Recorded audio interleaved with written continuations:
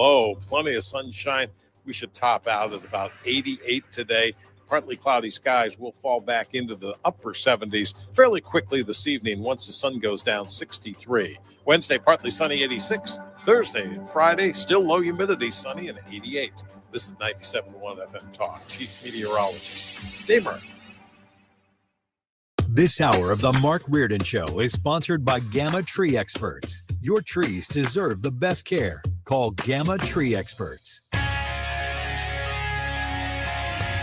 This is the Mark Reardon Show on 97.1 FM Talk.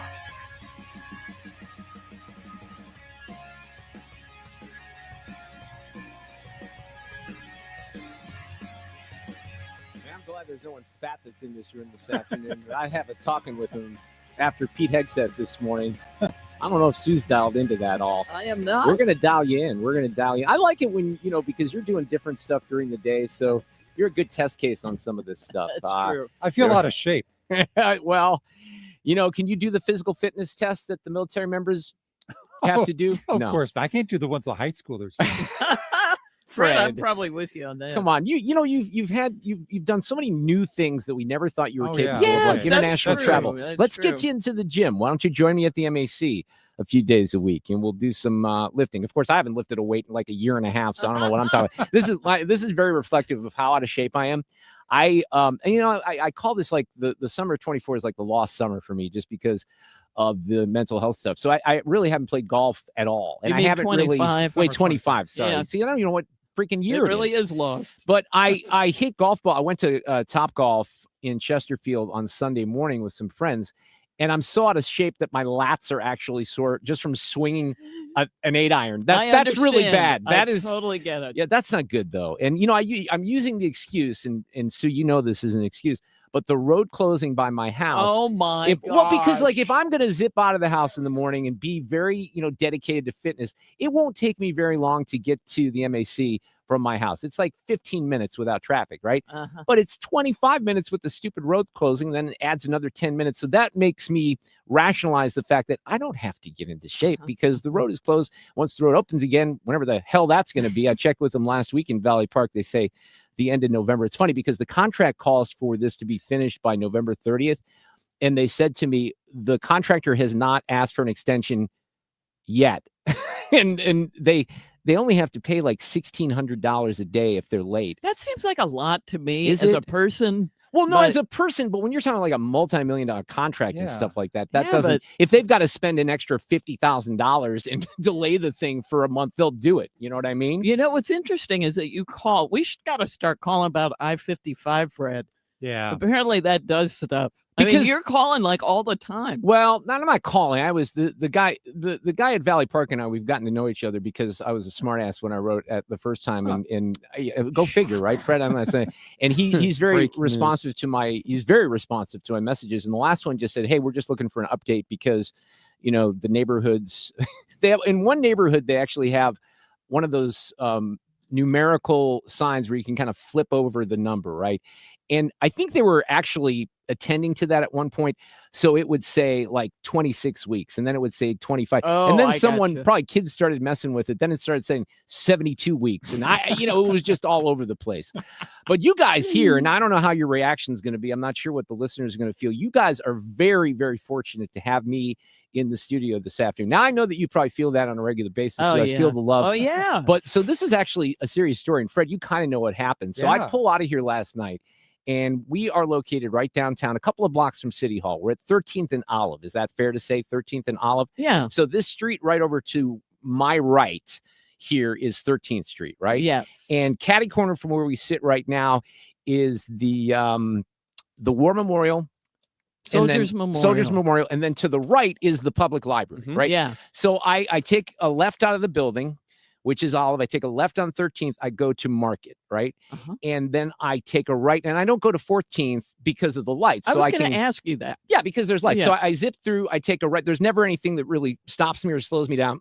So I take a right on Market. I'm just trying to paint the picture here. Yeah. So then I'm coming up on 14th Street. That's where the Opera House is, right? Yes. So I'm in the left-hand turn lane to go south on 14th, right? And when I turned the corner onto Market Street, I could see a green light. So I had a green light. I turn the corner. I go up to the intersection. There's one car coming east, one car. So I'm about to inch out into the intersection so I can make my left-hand turn. Yeah. When all of a sudden, Oh, no. a Metro bus comes barreling through that intersection. And I mean, this wasn't a yellow into a red situation. I told you when I turned onto Market, it was green. So I had a solid green that had been there for, 15 seconds or whatever. That red light had not just changed. And this dude or woman, I don't know, I don't want to misgender anyone here that works for Metro, blows through that intersection. And it was one of those, oh, but for the grace of God moments. It really was. Because I'm about to inch, and I think I would have lost that fight in my car. Yeah. Okay. Yes. But I was just stunned by it because now I've sent a couple of messages to Metro just to inform them of the situation. I said, because in my mind, if I'm Talby Roach, who's the guy who runs Metro, who, by the way, hasn't responded to me, but I'm sure he's a busy guy. He doesn't just do a radio show and almost get hit by a bus every night. Right. He's got much more important things to do. But if I'm in a position, you tell me, wouldn't you want to kind of find out who that driver was? So you could go up and you could pull the camera from last night right around 6 o'clock and you could see which bus flew through the red light. I hope they do that. I really do. Help me out. Are you, so you were on Market trying to turn left onto 14th at this time? Right at the Opera House. So I'm catty corner from the Opera House, about to turn. The bus is coming east? The bus is coming north. From like Enterprise Center, from where the station is. So it's headed over toward us. It's coming north. I'm about to turn south. Okay. So he about to crash into me when I'm about to go south, even though I had the green light. It's scary. Did you slam on your brakes to avoid it, or did you rush through it? No, or because I was inching into the intersection. You know what I mean? Because I was waiting for that other car to come through. Now, this is an important point, and you guys know this because I've talked about this before. I am regularly on my route home, always on alert in these intersections because of something like this. I mean, I'll be honest with you. Last night caught me off guard, but when I get down to Shoto in particular, I never go through a green light without looking both ways. You can't. No, you can't. Now, I would have expected maybe I didn't react the way that I would have, if I would have seen a car come flying down, maybe I would have been in the intersection already. You know what I mean? But I must have seen something that kind of kept me from inching out there. And sure enough, this guy comes blowing through. That is scary. Hey, let's be careful out there, ladies and gentlemen. That's what I would say. All right, we got a lot to cover here on the show, including, I mentioned this a couple of times, but I want to get into it just a little bit more. On Friday morning, I took a tour up in North City of tornado damage. I had not been up there yet. Interesting. And I saw a little bit of Forest Park before Friday, but I had a friend who said, look, you need to come up here and see, the damage and the devastation. And then the question becomes, how are we going to rebuild from this? Now, there's a little bit of information, something the city did today, I guess maybe yesterday that Kara did, that changes some of the permitting for where you can live and whether you can use your garage for residents, at least temporarily. We'll get into that. But Elliott Davis is going to join us here in just a little bit. Former Fox 2 investigative reporter, but he does some great independent journalism out there. We have a bunch of other stuff this afternoon, including our friend Charles Lipson from the University of Chicago. Not only is there crime, and I don't know how many people here in St. Louis have followed this. I haven't seen any coverage in our local paper, but I picked it up on the X, formerly Twitter. There was a shooting last Friday night in Columbia, Missouri, and crime has become a significant factor in mid-Missouri. And my old friend, Fred Parry, who was a Boone County commissioner, and he started Inside Columbia magazine, which is a great magazine, by the way, popped off about this on Facebook, and I saw what Fred had to say, and I wanted to get him on and maybe explain some of that story. So that's coming up a little bit later this afternoon. All right, so Pete Hegseth does this big thing, and I don't know how many people had heard about it, but he had called all the military leaders to this event on this day, Tuesday. They really didn't tell the generals what to expect. So they're all gathered in a room. President Trump addressed them after Pete Hegseth, but the defense secretary, or do we call him the Secretary of War, Fred? Secretary of War. Yeah, I think that's what Trump's calling him right now. This is the messaging. The only mission of the newly restored Department of War is this: warfighting, preparing for war and preparing to win, unrelenting and uncompromising in that pursuit. Not because we want war. No one here wants war. But it's because we love peace. So part of the messaging is about the standards that are set for military members, including physical fitness standards. But when it comes to any job that requires physical power, to perform in combat, those physical standards must be high and gender neutral. If women can make it, excellent. If not, it is what it is. So the New York Times has, of course, their take on this afternoon. And I always like the way that I'm kind of being sarcastic here on the way that they do their stories, but they do this story about how, the people that were sitting there in the room, he's lecturing the military brass on what it takes to win. And of course, their version of the story focuses on the people that may take issue with Pete Hegseth. But I guess what I've always deferred to military experts on a lot of the military topics. You know that, Fred, over the years, because there's a different perspective. I'm a civilian. There's different rules in the military. So a lot of times when issues like this come up, I will defer and I want to hear what the experts say. Now, I do think that there's going to be a lot of people that won't like this, but you can't tell me that the majority of members of the military won't be for it. If the words I'm speaking today are making your heart sink, then you should do the honorable thing and resign. We would thank you for your service. But I know, the overwhelming majority of you feel the opposite. These words make your hearts full. You love the War Department because you love what you do, the profession of arms. You are hereby liberated to be an apolitical, hard-charging, no-nonsense, constitutional leader that you joined the military to be. All right, so no more woke stuff. We're going to focus on the mission at hand, and that means no more fat people. I'm also directing that warfighters in combat jobs execute their service fitness test at a gender-neutral, age-normed male standard scored above 70%. Frankly, it's tiring to look out at combat formations or really any formation and see fat troops.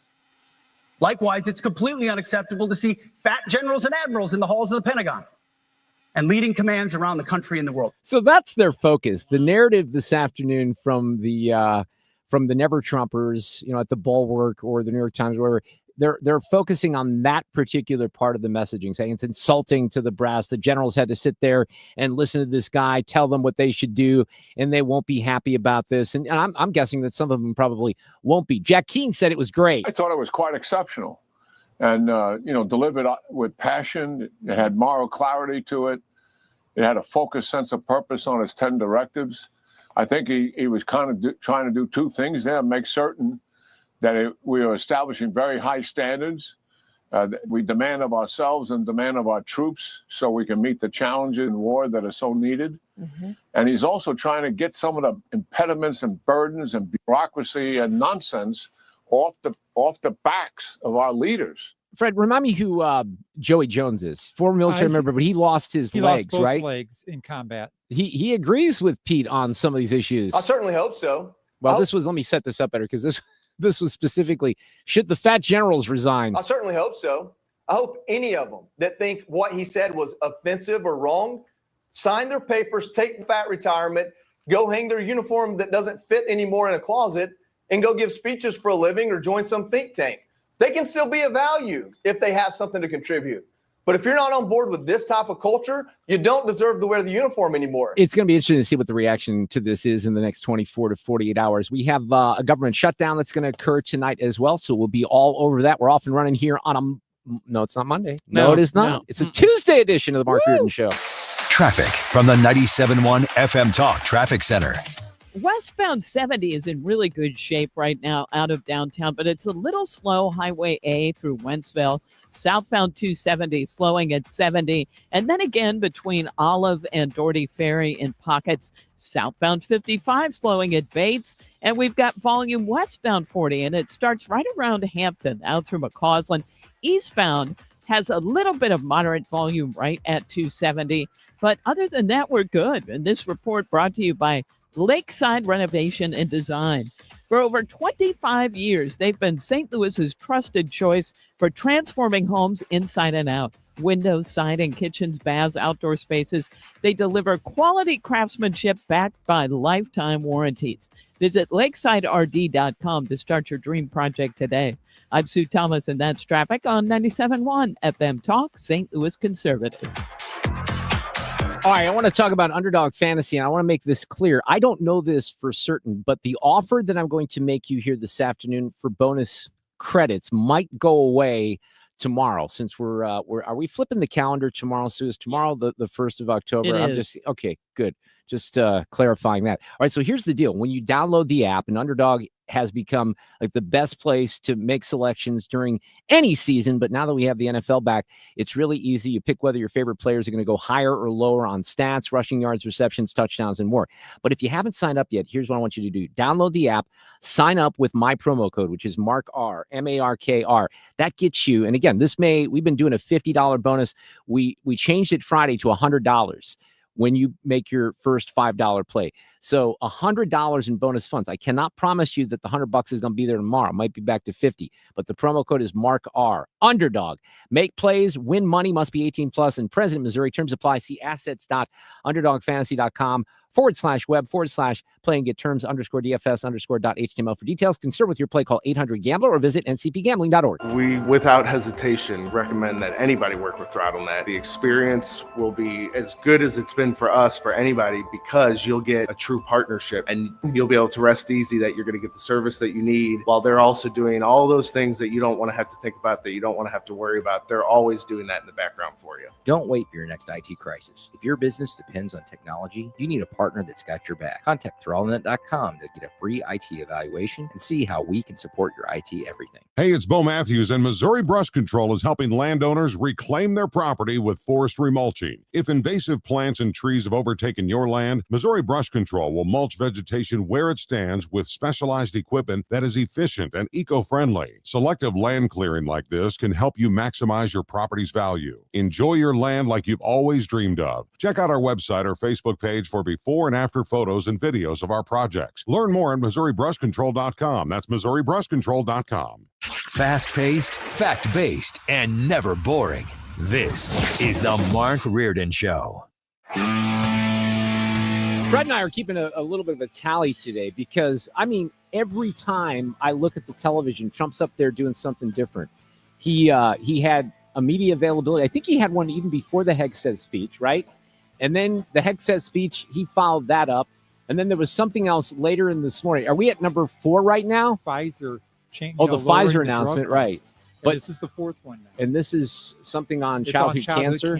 Right. Dr. Oz is up there. I hadn't seen Dr. Oz in a while. He's all grayed out now, right? Did he dye his hair for a while? I think he did. I think he did. He looks his age now. Well, he's still dyeing the eyebrows, I think. Who knows? Anyway, so I mentioned I took this trip up to North City on Friday with my friend Pete Foley. Pete's just someone who's retired, really wants to do some things for the community, has been volunteering with some of the folks up there. And he reached out to me a couple of weeks ago. He says, Mark, if you haven't been up there, you need to go and you need to see this, because it's just sad. And it's also unusual because you'll see some homes that are unscathed right next to ones that have become rubble. And there's, paperwork on every door, if there is a door, saying this is not safe to be in here. So one of Pete's questions, and I don't know what the answer to this is because it's so complicated, but one of the questions is, if we don't do something here and get on top of this and try to rebuild these neighborhoods and give these people who live in the neighborhoods like a sense of purpose and ownership, this is going to stay that way. It's not going to change. It could be a decades-long process. So, I don't know what the answers are, but I wanted to invite Elliott Davis, retired Fox 2 investigative reporter, who is doing some great independent journalism work on Facebook right now. He's been really dialed into some of the recovery efforts in North County and North City. Elliott, how are you this afternoon? Thanks for coming back on with me. I appreciate it. I'm doing good, Mark. So, what happens? Old guy out here in the street. Yeah, well, I like that you're out there. And that's why I took this trip myself in person, because sometimes I need to get out there in the streets and, kind of see what's going on. And one thing that I didn't see, so we're driving around several neighborhoods. You know what I didn't see on Friday morning? A whole lot of work being done. I mean, there were some isolated homes that have contractors. Maybe they had insurance, but in many of these situations, the homes, were paid off. They didn't have insurance. You've seen some of the, wrecked neighborhoods. What are some of the answers here, Elliott, moving forward? Because this could be something that St. Louis, and we already have our challenges with population and crime, et cetera. But I fear that if we don't get better leadership and a handle on this and maybe some money, that this is going to turn into a bigger problem. The storm has been a disaster, and the response to the storm has also been a disaster. We have come really to almost a standstill. I'm not going to blame folk, although there are some, but in a number of ways, things didn't get done. The disaster declaration didn't get signed until almost 4 weeks after the storm hit, and FEMA couldn't come in until after that disaster declaration got going, which means the city did not have resources to help the people. The city wasn't prepared for it. Mayor Kara Spencer had a study done on the city's response after the sirens that didn't work. And so people didn't have a warning. We started off bad. We started off terrible. A lot of people didn't even get a warning that this tornado was coming because the sirens didn't work and the people didn't hit the buttons and all of that. And so Mayor Kara Spencer had, I think it was a law firm that she hired because she wanted a study, an investigation done, and she wanted transparency, and I have to applaud her for that. And they did the investigation, no holds barred, and they said the response was abysmal, the response to the storm. Yeah. And you read that. And so everything had a snowball from that. The city was not ready for this thing. So the residents had to rely on private organizations like the St. Louis Urban League to get going. FEMA didn't come in until late. The city was hoping to get the Army Corps of Engineers going. That was taking a long time. They're just now going to get some funds as a result of work by Senator Eric Schmidt, I think $180 million, and FEMA's now agreed to kind of pay 75% of that to start tearing down some of these houses and haul away the debris. We don't even know if that's going to be enough. It's $1.7 billion. Here's the problem. $1.7 billion in damage, up to $2 billion. People talk about the RAMS fund. Well, that's $290 million if you spend all the RAMS fund on the tornado. The state approved $100 million. FEMA has spent about $48 million so far. Yeah, it's still far away from the number, right? Yeah. If you add all the money that they have available, and then FEMA's going to kick in another $180 million, maybe you've got $450 million available from all of that stuff, right? But if you've got $2 billion worth of damage, you still got a long way to go. Yeah. Did you now see? I mentioned this yesterday a little bit. I didn't really read from it. Did you see the Wall Street Journal piece on all this yesterday?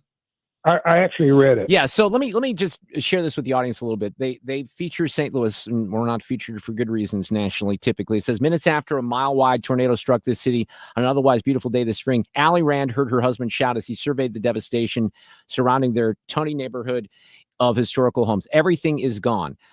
Rand remembers him saying. So they go through the details of the tornado, and they quote someone saying, I think it's Mr. or Ms. Rand, I've never seen someone from FEMA out here on the streets.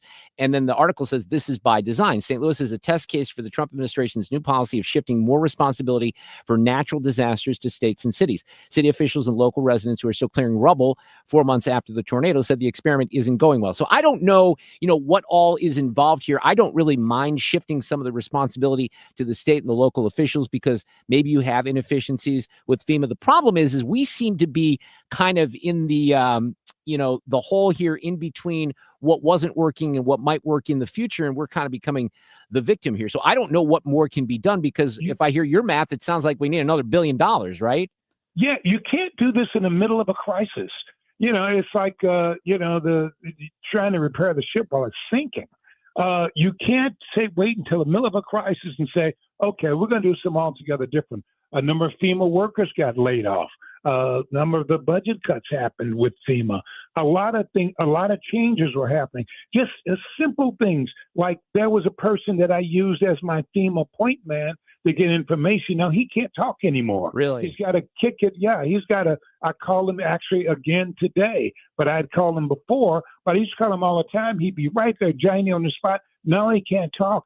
And so they're tightening the screws in Washington. That's impacting the people on the ground who've been doing a good job. North St. Louis looks like a war zone. Yeah, it looks really like does. A disaster area. Nothing really looks that much better than it did right after the storm hit.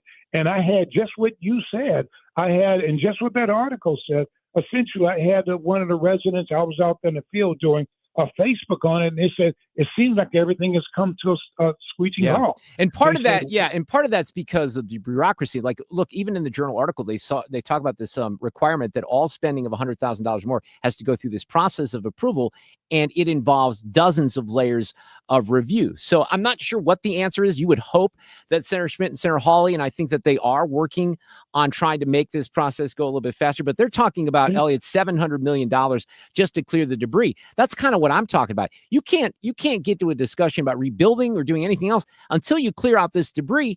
And we got to get that done, whether it takes a combination of private and public, but that has to be done. And then what happens when you clear the debris? You got a big empty lot. So would you have one good house on the block and the rest is just one huge vacant lot? What's going to be built? That's a great question. It is a great question. Yeah. Are there any plans to build anything, to rebuild the neighborhood? They don't have the money for that. So maybe that one house got spared, but that means there'd only be one house on a 3-block area. Because many times you go, and I've gone to these blocks where there is all the houses on the block are destroyed, or nearly destroyed. And so what happens once you tear down all those houses? Then what do you got? Huge empty lot to match a lot of the other big empty lots in the city. And so I do think that the mayor is doing everything she can. I honestly believe that. And I'm not critical of what she's doing because I think she's doing everything she possibly can do. But I think a lot of the changes being made by the Trump administration in Washington, that's impacting the FEMA people on the ground, making their job so much harder, ultimately hurting the people here. Like a lot of people didn't get anything from FEMA. Some people got lesser amount, $2,000, $3,000, $4,000. I mean, FEMA spent $48 million on this deal. They helped 9,000 households, but 15,000, for example, 15,000 home inspections, 9,000 people, 9,000 households got money, 15,000 home inspections. Well, what about the other 6,000? Did they get anything? Nope. Yeah, it's a mess. It is a mess, and it kind of was impressed upon me when I took that tour last week. But you stay on them. I don't blame the mayor either. I think she's in a tough position now with the bureaucracy. But I do hope that folks like Senator Hawley and Senator Schmidt and members of Congress are trying to push this forward to get us the help that we need. Elliott, great to hook up with you. Thank you so much. I appreciate it. Appreciate it. Right. Yep. Take care. Traffic from the 97.1 FM Talk Traffic Center.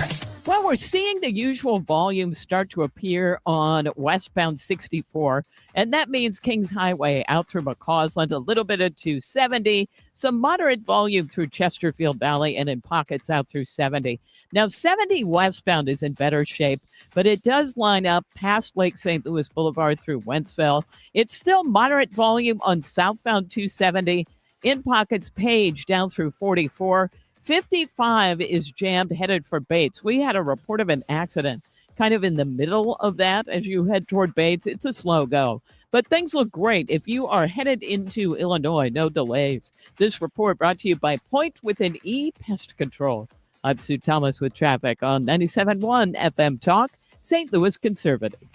Annie here, and I can proudly say no more spiders in my home. I use Point Pest Control 4 times a year, and I haven't seen any, not a single one, since they've been in my home. Mention Annie and get 10% on top of any other special. Point Pest Control, 636-798-0023. You know, September makes me think of football, and they are celebrating at Zero Res. Right now, you can get 3 rooms of carpet clean starting at $129 and take $75 off your air duct cleaning through the end of the month of September. That's great. Of course, you're going to have people over to watch the big game.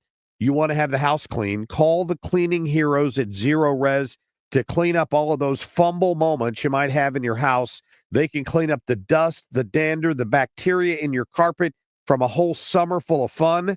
And then they'll get the yuck out of your air ducts as well. So let them work on your carpet, your tiles, your upholstery, your hardwood. Every surface in your home can be Zero Resified.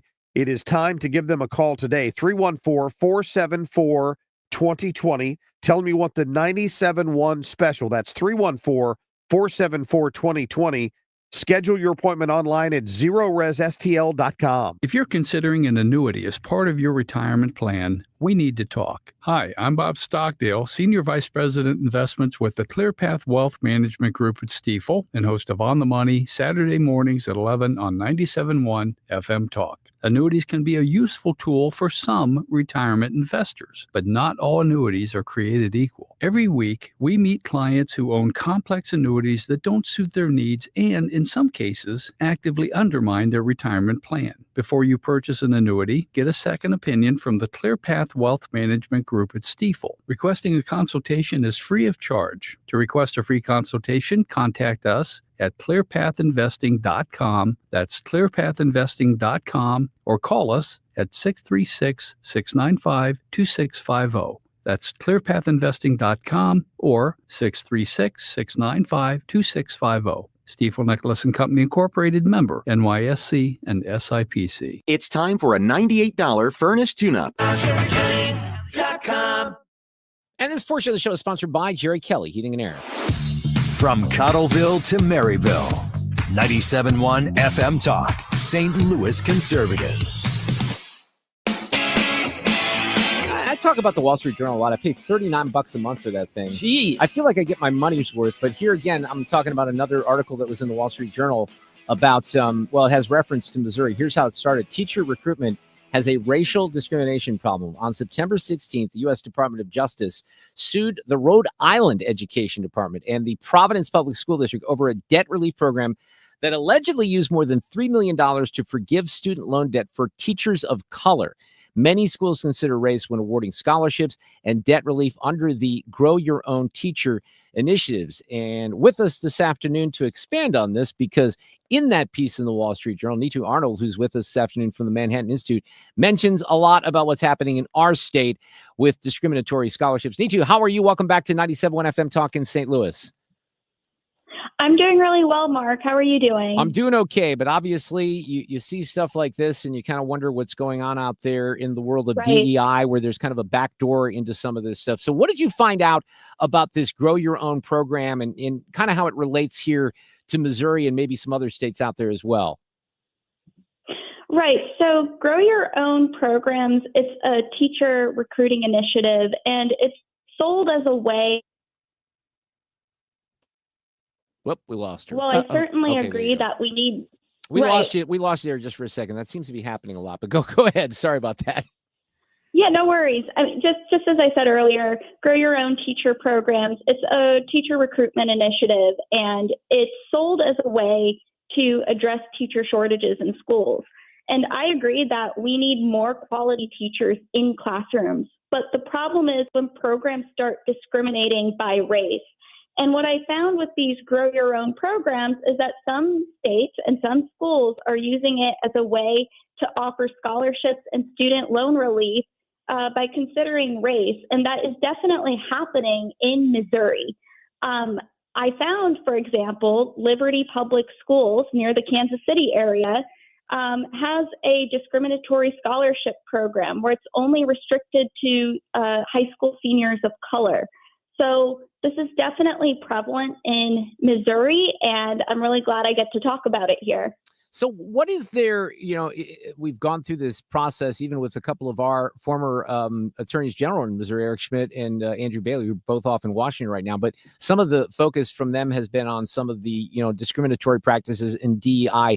Is this something that just sort of slips through a little bit without people noticing, unless someone like you kind of digs around? Or is there anything, because what you're saying here is in Missouri in particular, you have districts that talk about race in their application materials that had a far higher approval rate in this Grow Your Own program. And is that basically what's happening? They're trying to siphon people out. Now, you also mentioned, Neetu, that people, and there's indication out there, some of the science shows that minority students perform better when taught by teachers of the same race. So is that what they're going for, I suppose?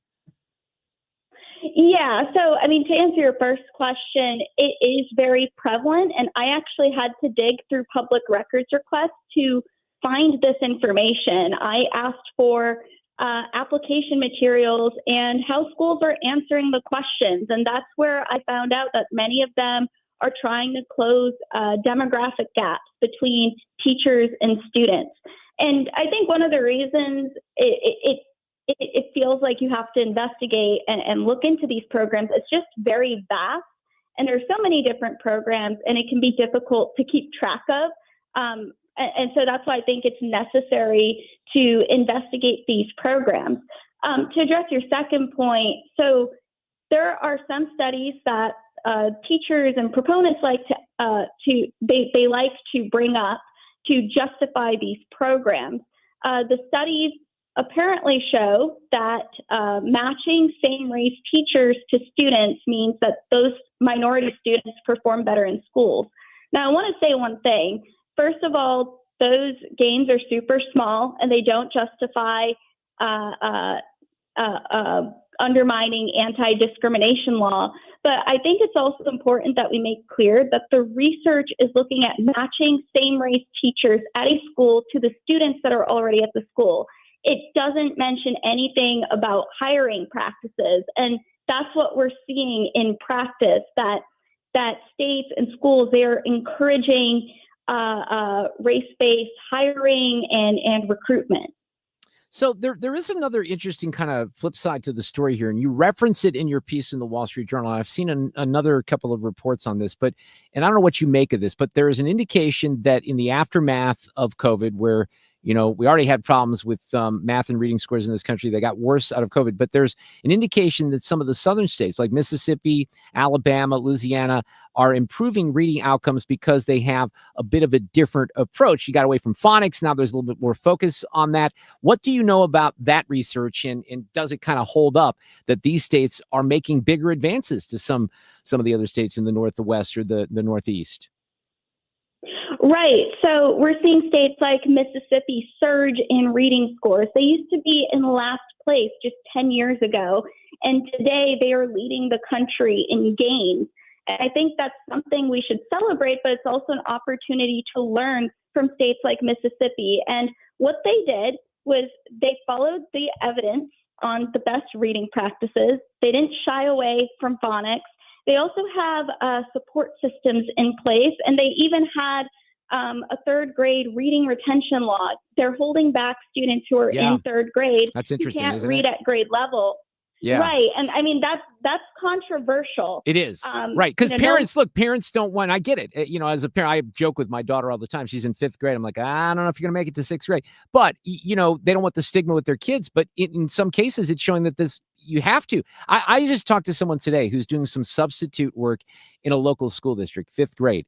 And there were several kids in this class who could not read. There was one kid who's from the Middle East who didn't even speak English. Oh, gosh. So, you have those challenges as well. But it's amazing to me because we see, you know this, you see stories that they're kids that get through high school and they graduate and they can't read. I wish we didn't see it as a bad thing to hold back students. I think everyone learns at a different pace. And I think it's a lot more important that students are able to read and they have their basic facts down rather than trying to push them to the next level. And so it should be seen as an investment of time rather than as some negative intervention. Right. No, I agree with that. And then one of the other things that you reference in the piece is how, I have a son who's a teacher in Chicago, South Side of Chicago, mainly black school. He's one of the only white teachers in the building, and it's tough. I mean, he was in Columbia, Missouri before that, and it was even tough in Columbia, which is not as big a city, and they don't have as many challenges racially, socioeconomically, and otherwise. But look, I'm hoping, because he's shown some wear and tear, and this is only his 3rd year of teaching, but you have these teachers that are retiring. Who can blame them given the nature of where we are right now? There's a lot of stress out there. You mentioned California banned suspensions for, quote, willful defiance. So you have kids that are getting into trouble. For example, in California, the teachers clearly probably would want some discipline, and they're kind of hamstrung and they can't even dispose of that, discipline because of the rules they have out there. So you can understand why there's more teacher burnout. Exactly. And I think if we're going to address teacher turnover, rather than resorting to racial discrimination, I think we should be addressing the root problems. And you're exactly right to bring up school discipline. schools and states are stripping students, or they're stripping teachers of their ability to manage classrooms, to discipline students effectively. And that's why we're seeing teachers leave. So I think we should focus on making sure teachers have the right tools to manage students, or manage student behavior and keep classrooms safe. Absolutely. Neetu Arnold, thank you so much for coming on here with us this afternoon in St. Louis. Very appreciated. Thank you. All right, take care. So the reading thing is interesting from my perspective. And my daughter, like we just got, I can't even remember. Sometimes it's the STAR testing. Sometimes it's the MAP testing. I have no idea. I know that she doesn't do well with, I think she's doing a little bit better, but she gets all freaked out with testing. And for a couple of years, some kids do. Yeah, I know. Well, like we would see her scores. We're like, wait, what? Like maybe she should have been held back. I mean, we didn't really think that. But then they gave her the ability, and I don't think they're doing this anymore, but she was able to take the test by herself, not in the classroom, and she did tremendously better. But on the reading front, I when I was a kid, now, memory doesn't always serve you exactly right. But when I was a kid, and I'm talking about maybe just starting when I was 10, 11, 12, I was reading a lot, and I loved reading. I loved reading, fiction. I remember when I was very young, and I know this because it was in the mid-'70s when it came out. We just talked about the Jaws anniversary. I read Jaws and The Deep, Peter Benchley's books. That's impressive. Before I was 13 years old. Those are kind of adult-themed books. What happened to you? Well, that's a very good question. I went through, college, and maybe in the immediate aftermath of college, I was still reading. But the excuse that I use is that I'm always reading. But I'm not reading. In other words, I'm reading everything throughout the day to get ready for the show. But that's a lame excuse. I mean, I wish I was talking with Steve Butts about this when we headed up to the Mizzou game. State Rep Steve Butts, who I think might be here on the panel on Friday. But he tries to read a book a week. I mean, that's some amazing discipline there. But the point I was going to make with my daughter is, and this is a bit of a concern, she can read. She is at an advanced level of reading, but a lot of the books that she wants to read or will spend time reading are these graphic novels. Now, we didn't have those like when we grew up, right? I guess we had comics, but that's but not the in same. school. Did you get those? Because no, these are picture books basically, and there's no doubt that there's dialogue, but I understand using those as a way to kind of draw kids in and make them interested. But I'm going to have to keep track of this now that she's in 5th grade. I'll be very curious to see how this moves forward with reading assignments and books, and the tone of the books, and the level of maturity that might be needed for some of those books. So I don't know, but it concerns me just because on a national scale, if all these kids are learning to read and they're learning to read with picture books, they're not really learning to read, are they? No. Yeah, part of my concern there. Exactly. Traffic from the 97.1 FM Talk Traffic Center. Plenty of volume on westbound 6440. It's Kings Highway out through McCausland. Moderate volume headed for 270. And then in pockets through Chesterfield Valley out through 70. Where I do see a jam is southbound, southbound Clarkson is slow, headed down toward Baxter. But there's an accident reported to the south of there, kind of by Wilson. That's causing a delay. And southbound 141 is slowing at 40. Now, 270, moderate volume southbound, but it does stretch from Page, and that goes down through 64, and then it's slowing again, in pockets from there to south of 44. 70 westbound out of downtown. There's moderate volume at Jennings Station Road, and then Highway A on out through the 64-70 split. Southbound 79 is pretty slow, and that's headed for Old 79. I'm sorry, that's northbound between Old 79 and Main Street. And if you're headed into Illinois, not too bad. There's some moderate volume on the Missouri side headed for the bridge, but then it opens up and looks fine. Southbound 55 slowing at Bates. I'm Sue Thomas with traffic. This report brought to you by Overhead Door Company of St. Louis. Your garage door is the largest piece of moving equipment in your home. And when it needs help, just call the experts at Overhead Door. They've got same-day service, 314-781-5200, or online, overheaddoorstlewis.com. I'm Sue Thomas. That's Traffic, 97.1 FM Talk, St. Louis Conservative. This report is sponsored by Overhead Door Company of St. Louis. Fortune magazine, and I've seen this before, the average real estate agent lasts 5 years in the industry. And you don't want to trust someone like that with the sale of your home that's only been around for 5 years. The Gelman team with eXp Realty here in St. Louis, 18 plus years of experience in this market. They have achieved what no other real estate group in St. Louis market has, and they keep doing it over and over and over again. Now, they invest in industry-leading technology and marketing to make sure that you can get the most money. They have a great tool that you can use for free right now on their website. If you go to thegelmanteam.com, you can fill a little information in and they'll spit a number back to you that's very accurate and a number you might list your home for. Now, if you need their help, they're there for you. You know, a lot of people say you have to spend money to make money. They say we spend our money so that you can make money. If you need a new house, if you need help going through this process, which can be stressful, check out the Gelmans. They have thousands of 5-star Google and Zillow reviews. They have a great website, thegelmanteam.com. Tell them that I sent you along, thegelmanteam.com. Join us October 23rd at Lit Cigar Lounge as we celebrate 25 years. Enjoy drinks from Lore Wine and Spirits, Old Dominick Distillery, and Rayburn Wines, plus live music by Pretty Weeds and more. Tickets at 971talk.com/events. Presented by Rhino Shield and U.S. Men's Medical Center. Let Banner Construction show you what a difference James Hardy can make to your home.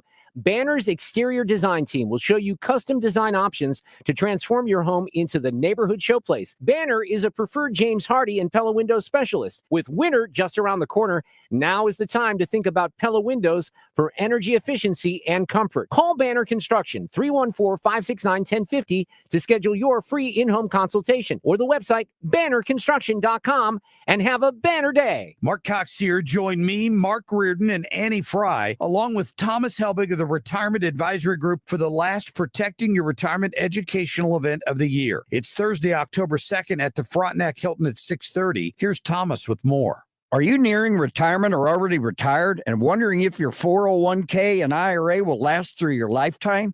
Do you have your own personalized structured income plan set up? The markets are hitting all-time highs. Would you like to learn how to automatically lock in your gains without having to sell? Did you also know if you're 59 and a half or older, you can roll over your company retirement plan tax-free to protect your nest egg? You'll get all the answers and more. If you're 59 and a half or older, you can't afford to miss the last event of the year. Protect your retirement nest egg. Join the official financial advisor of my show, Thomas Helbig, at the Frontenac Hilton, Thursday, October 2nd at 6:30. Go online to retirementkey.com. That's retirementkey.com. Ever felt a nagging toothache or maybe a sensitive spot? It's frustrating, right? But don't let that worry hold you back. This is Dr. Michael A. White. I am dedicated to providing gentle, affordable dental care that puts your comfort first. Our experienced team and advanced technology will ensure a smooth, relaxing experience. It's just common sense. Don't hurt the patient. Call my office at 314-270-8552. That's 314-270-8552. Protect your liver and give it the support it deserves by making Active Liver from New Nordic part of your daily wellness routine. Find Active Liver in stores at your local CVS, Meijer Grocery, or online at Amazon or at newnordicusa.com.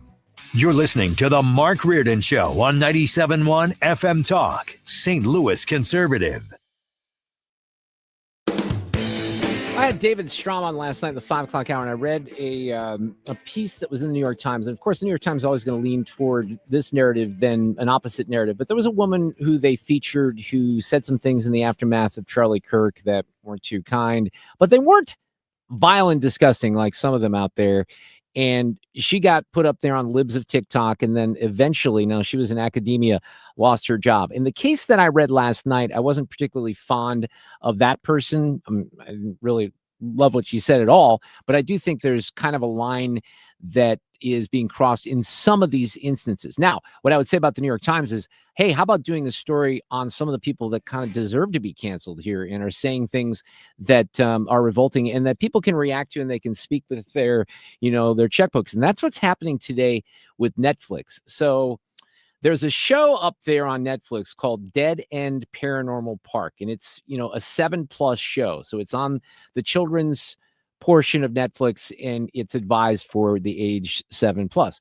So the guy who created the show is named Hamish Steele, and on Blue Sky. I'm not on Blue Sky, so not Bluetooth, Blue Sky.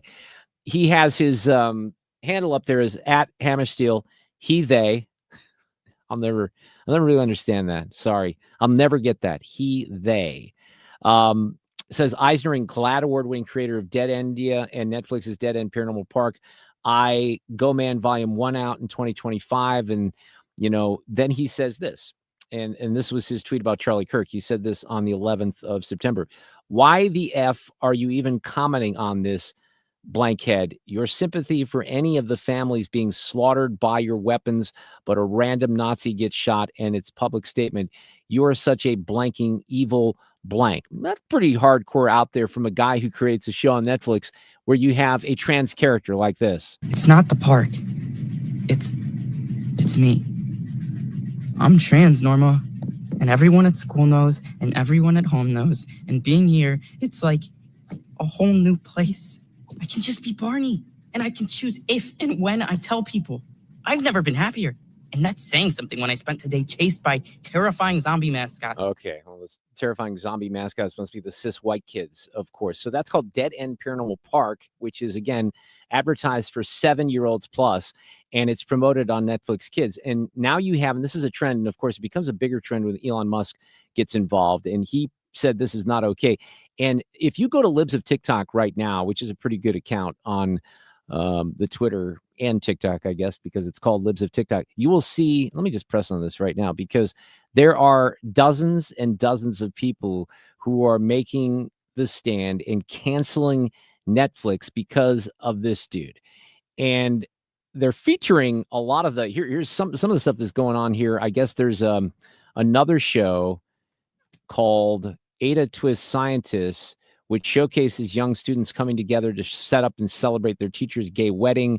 And Michelle and Barack Obama are the executive producers of that. So that's, again, that is for 7-year-olds. Some of the stuff I think you can maybe give a pass when it comes to, teenagers, but that's just something that shouldn't be content for 7-year-olds up there unless a parent wants to say that it's okay. And I think you're crazy if you do say it's okay.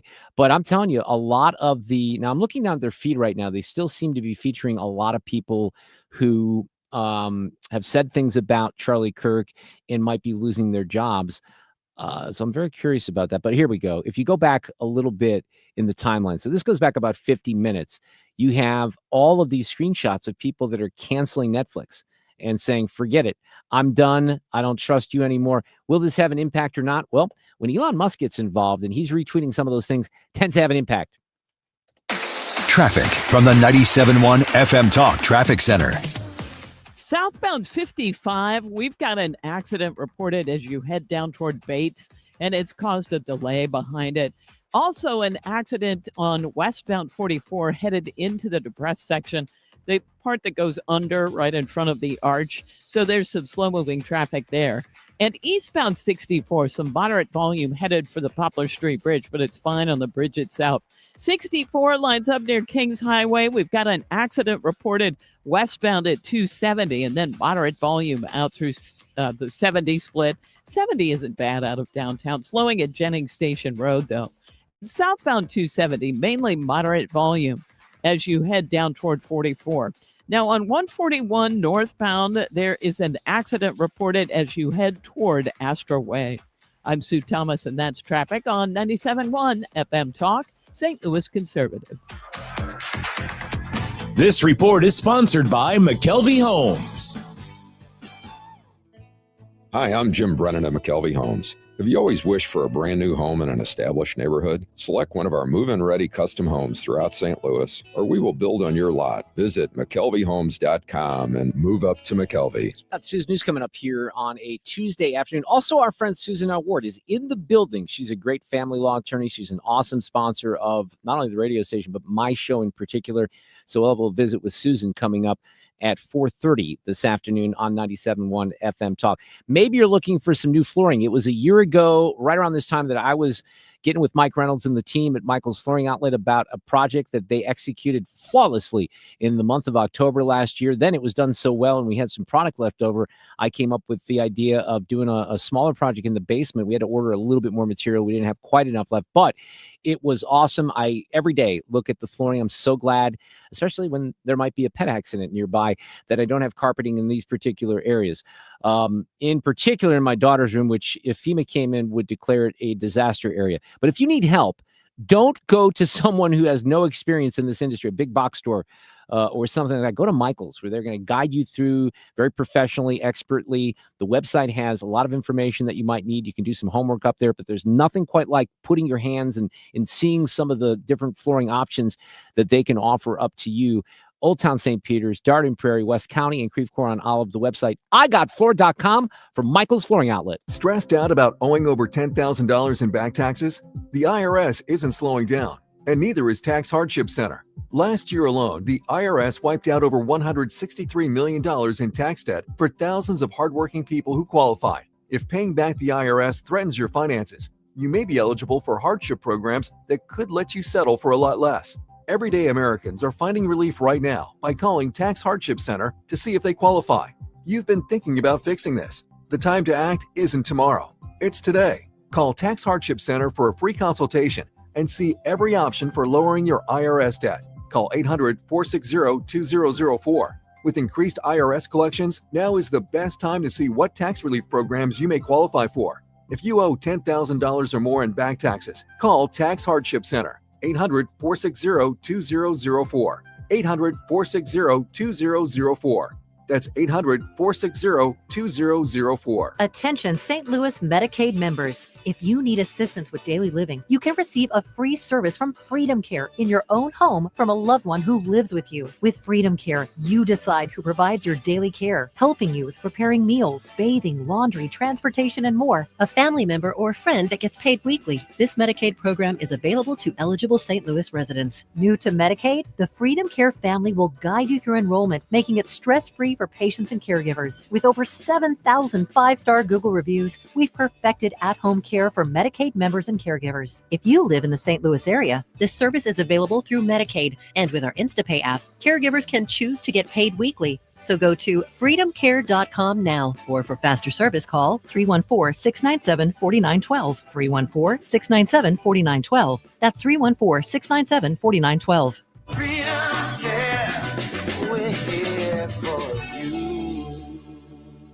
KFTK FM Florissant from the Kaufman Townsley St. Louis's Injury Lawyers Studio. Call 314-500-5000. That's 314-500-5000. All on the free Odyssey app.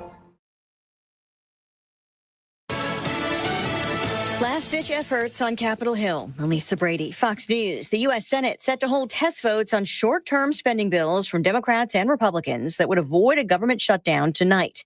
But neither is believed to have the 60 votes needed to advance. Republicans have until midnight to cut the garbage and get serious with us about solving the health care crisis. Senate Minority Leader Chuck Schumer blames Republicans for refusing to negotiate on policy differences. President Trump says Democrats want to fund left-wing priorities. No country can afford to pay for illegal immigration, health care for everybody that comes into the country, and that's what they're insisting.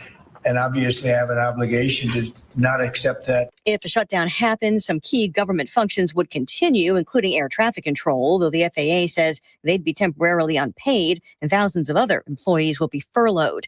Change is coming in the U.S. military. With top military leaders gathered at Quantico, Virginia, Secretary of War Pete Hegseth says every military combat MOS and combat arms position will return to the highest male standard only. At every level, either you can meet the standard, either you can do the job, either you are disciplined, fit, and trained, or you are out. It's part of the sweeping changes announced by the Trump administration to make the military more lethal. Included is reducing restrictions on drill sergeants to, quote, ensure that future warfighters are forged. Fox's Ryan Schmelz. President Trump also a part of that Quantico meeting, defending his deployment of the National Guard for a federal crime crackdown and saying he told Hegseth he should use American cities for military training. No word yet of Hamas responding to the new U.S. peace plan for Gaza, but multiple countries are supporting it, including Italy, where the prime minister is now urging an international aid flotilla to stop its mission, warning that efforts to breach an Israeli blockade could disrupt peace efforts. America is listening to Fox News. Hey, can you blow up some balloons for Jack's party? I can't. I'm so congested. You need Sinex Severe from Vicks. Sinex Severe nasal spray. Yeah, just Sinex. Breathe. Sinex Severe instantly relieves nasal congestion and works 6 times faster than nasal decongestant tablets. The 12 hours of relief allow you to get back to the moments that matter without congestion. Daddy, we need need more balloons. On it. Try Sinex Severe from Vicks. Just Sinex. Breathe. Use as directed. Let's go! You're still glowing, flirting, grooving. You've still got it. But your immune system weakens as you age, making it harder to fight flu, pneumococcal pneumonia, RSV, and COVID-19. Vaccines are a key part of any health routine and help strengthen your immune response. Ask your doctor or pharmacist which vaccines you need. Schedule in minutes at vaxassist.com. Sponsored by Pfizer. Air Comfort Service, heating, cooling, and insulation, weather. Absolutely no change in our weather pattern as we get set to flip to October. Overnight tonight, partly cloudy skies. Temperatures will slowly drop into the upper 70s this evening. 63 for the low. Wednesday, instant replay. Partly sunny skies. It's a warm 88 during the afternoon. Low humidity, though. Easy to take. Wednesday night, some clouds, 64. Thursday, sunny skies, 88. This is 97.1 FM Talk. Chief Meteorologist Dave Murray. This hour of the Mark Reardon Show is sponsored by Gamma Tree Experts. Your trees deserve the best care. Call Gamma Tree Experts. This is the Mark Reardon Show on 97.1 FM Talk.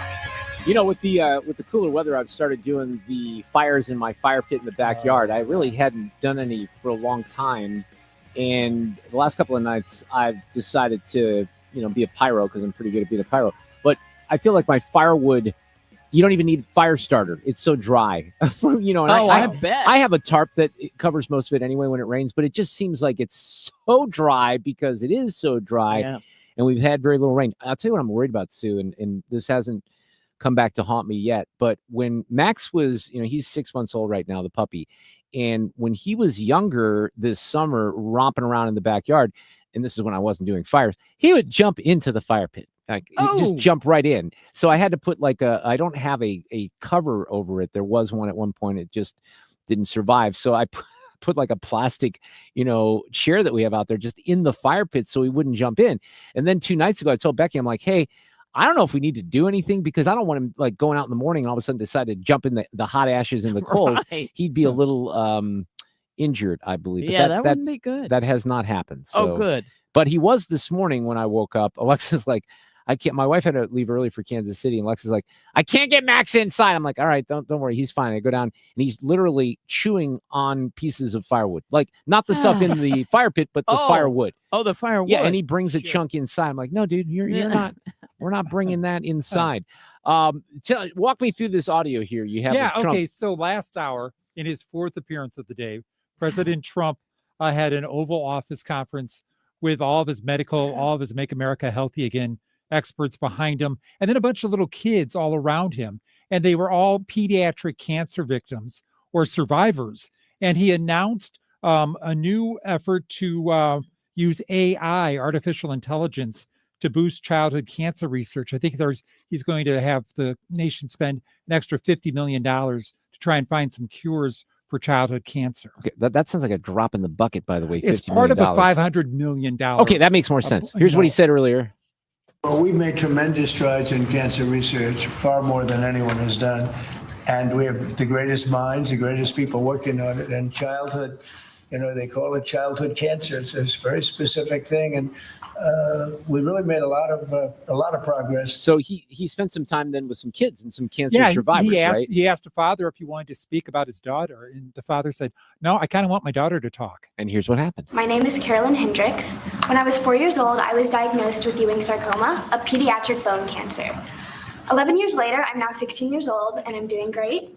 What you're doing today, Mr. President, means that kids like me will get better options and so much more hope for the future. This will help doctors use technology to find cures faster, match patients to trials more quickly, and give our families more control over our health. For kids, every day counts. This order shows that our lives matter enough to be first in line for innovation. On behalf of children and young adults with cancer, those still fighting and those in remission like me, and families who wish that they had more time together, thank you for making us a national priority. So that she's 45 years older than her, and she's better spoken than I am, so I give her a lot of credit. Wow. But there were some other kids in the room, I guess. Where did you learn how to speak like that?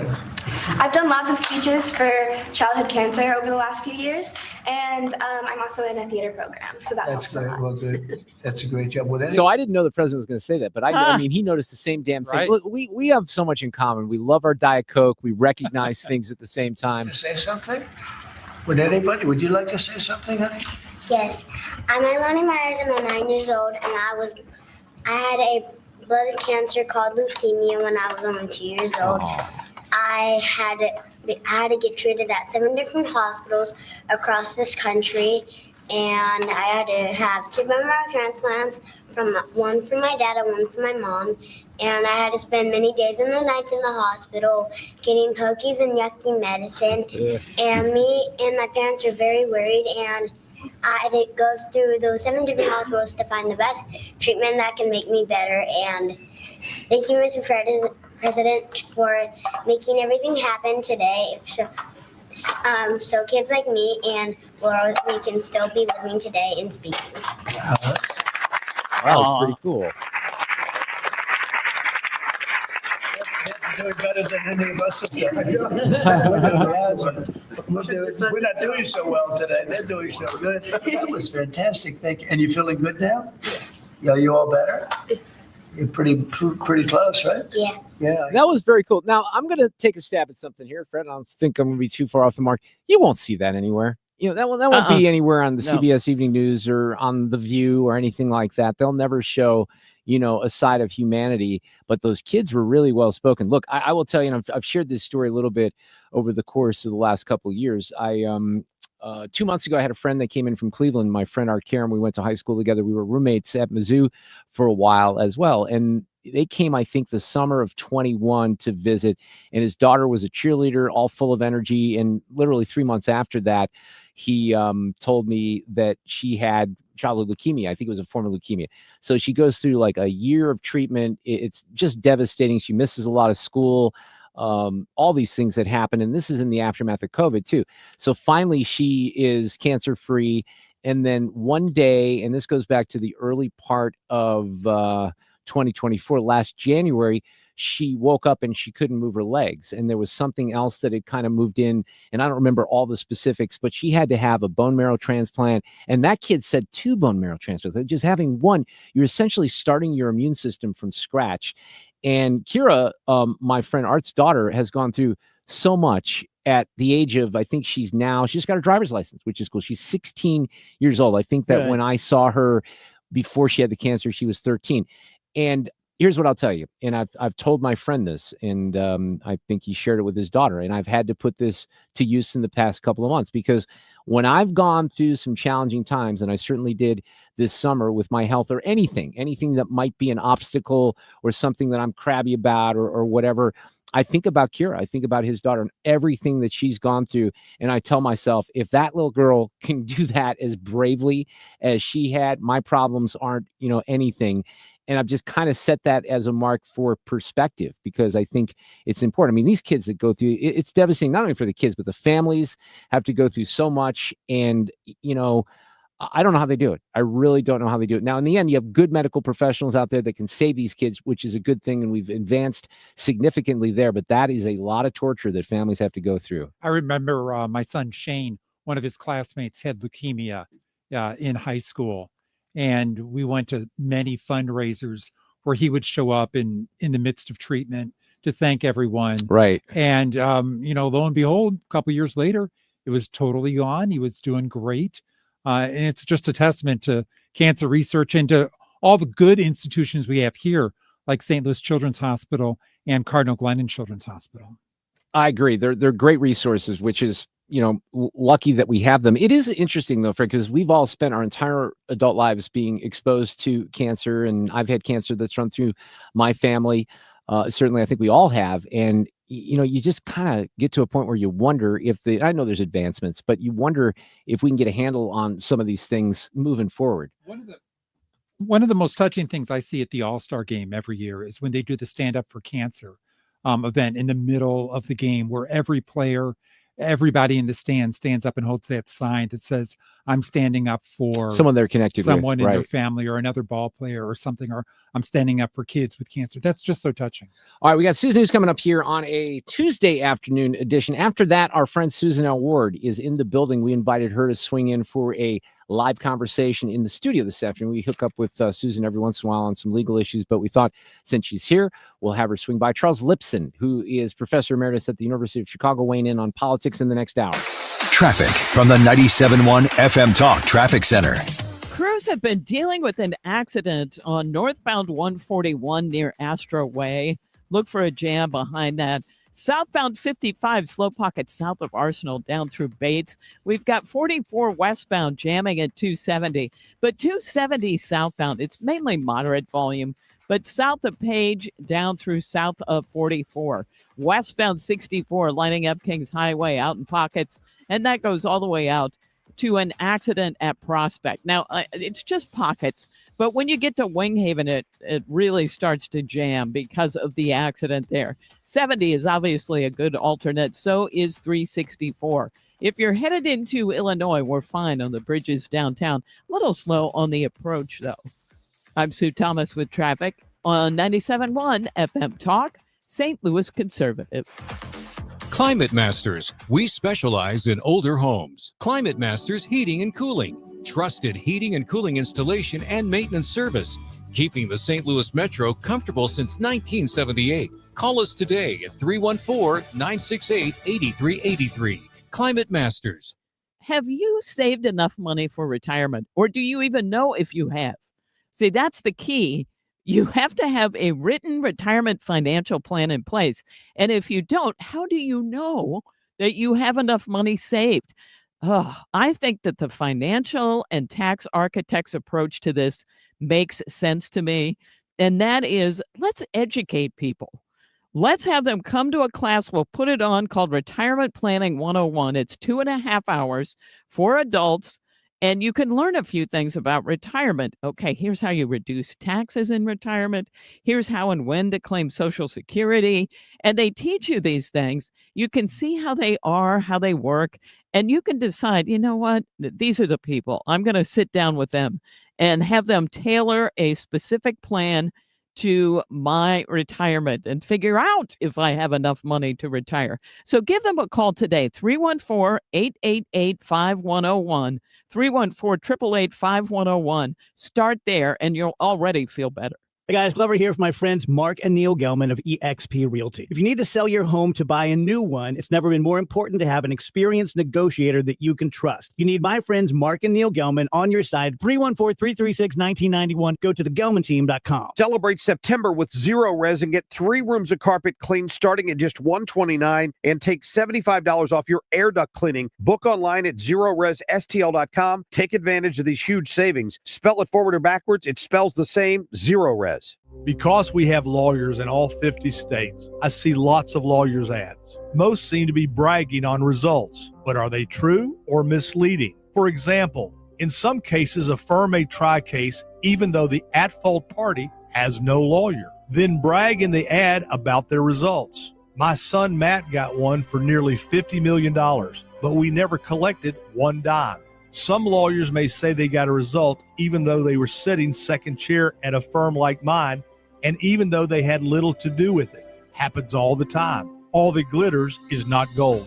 At Morgan & Morgan, our results are real. Visit forthepeople.com and go to Settlements and Verdicts to see for yourself what your case may be worth before you hire a law firm. Do your homework. Fact check. It's easy and too important not to. Morgan & Morgan, forthepeople.com. Injured? Dial Pound Law or visit forthepeople.com for an office near you. Welcome to Coffee House. How are you today? Hi, great, thanks. May I get a sea salt caramel latte with almond milk, extra caramel, extra shot, iced, Gross. and to go, please. Did you get all that? No, I was just ringing you up for all the extras. Can you repeat your order, please? Oh, never mind. I'm just going to go. Stop paying extra for extras. Get fancy coffee without the fancy coffee price at Quick Trip. Raise your coffee bar. Do you have a dark curiosity? Heart Starts Pounding, Horrors, Hauntings, and Mysteries is a weekly podcast hosted by me, Kaylin Moore.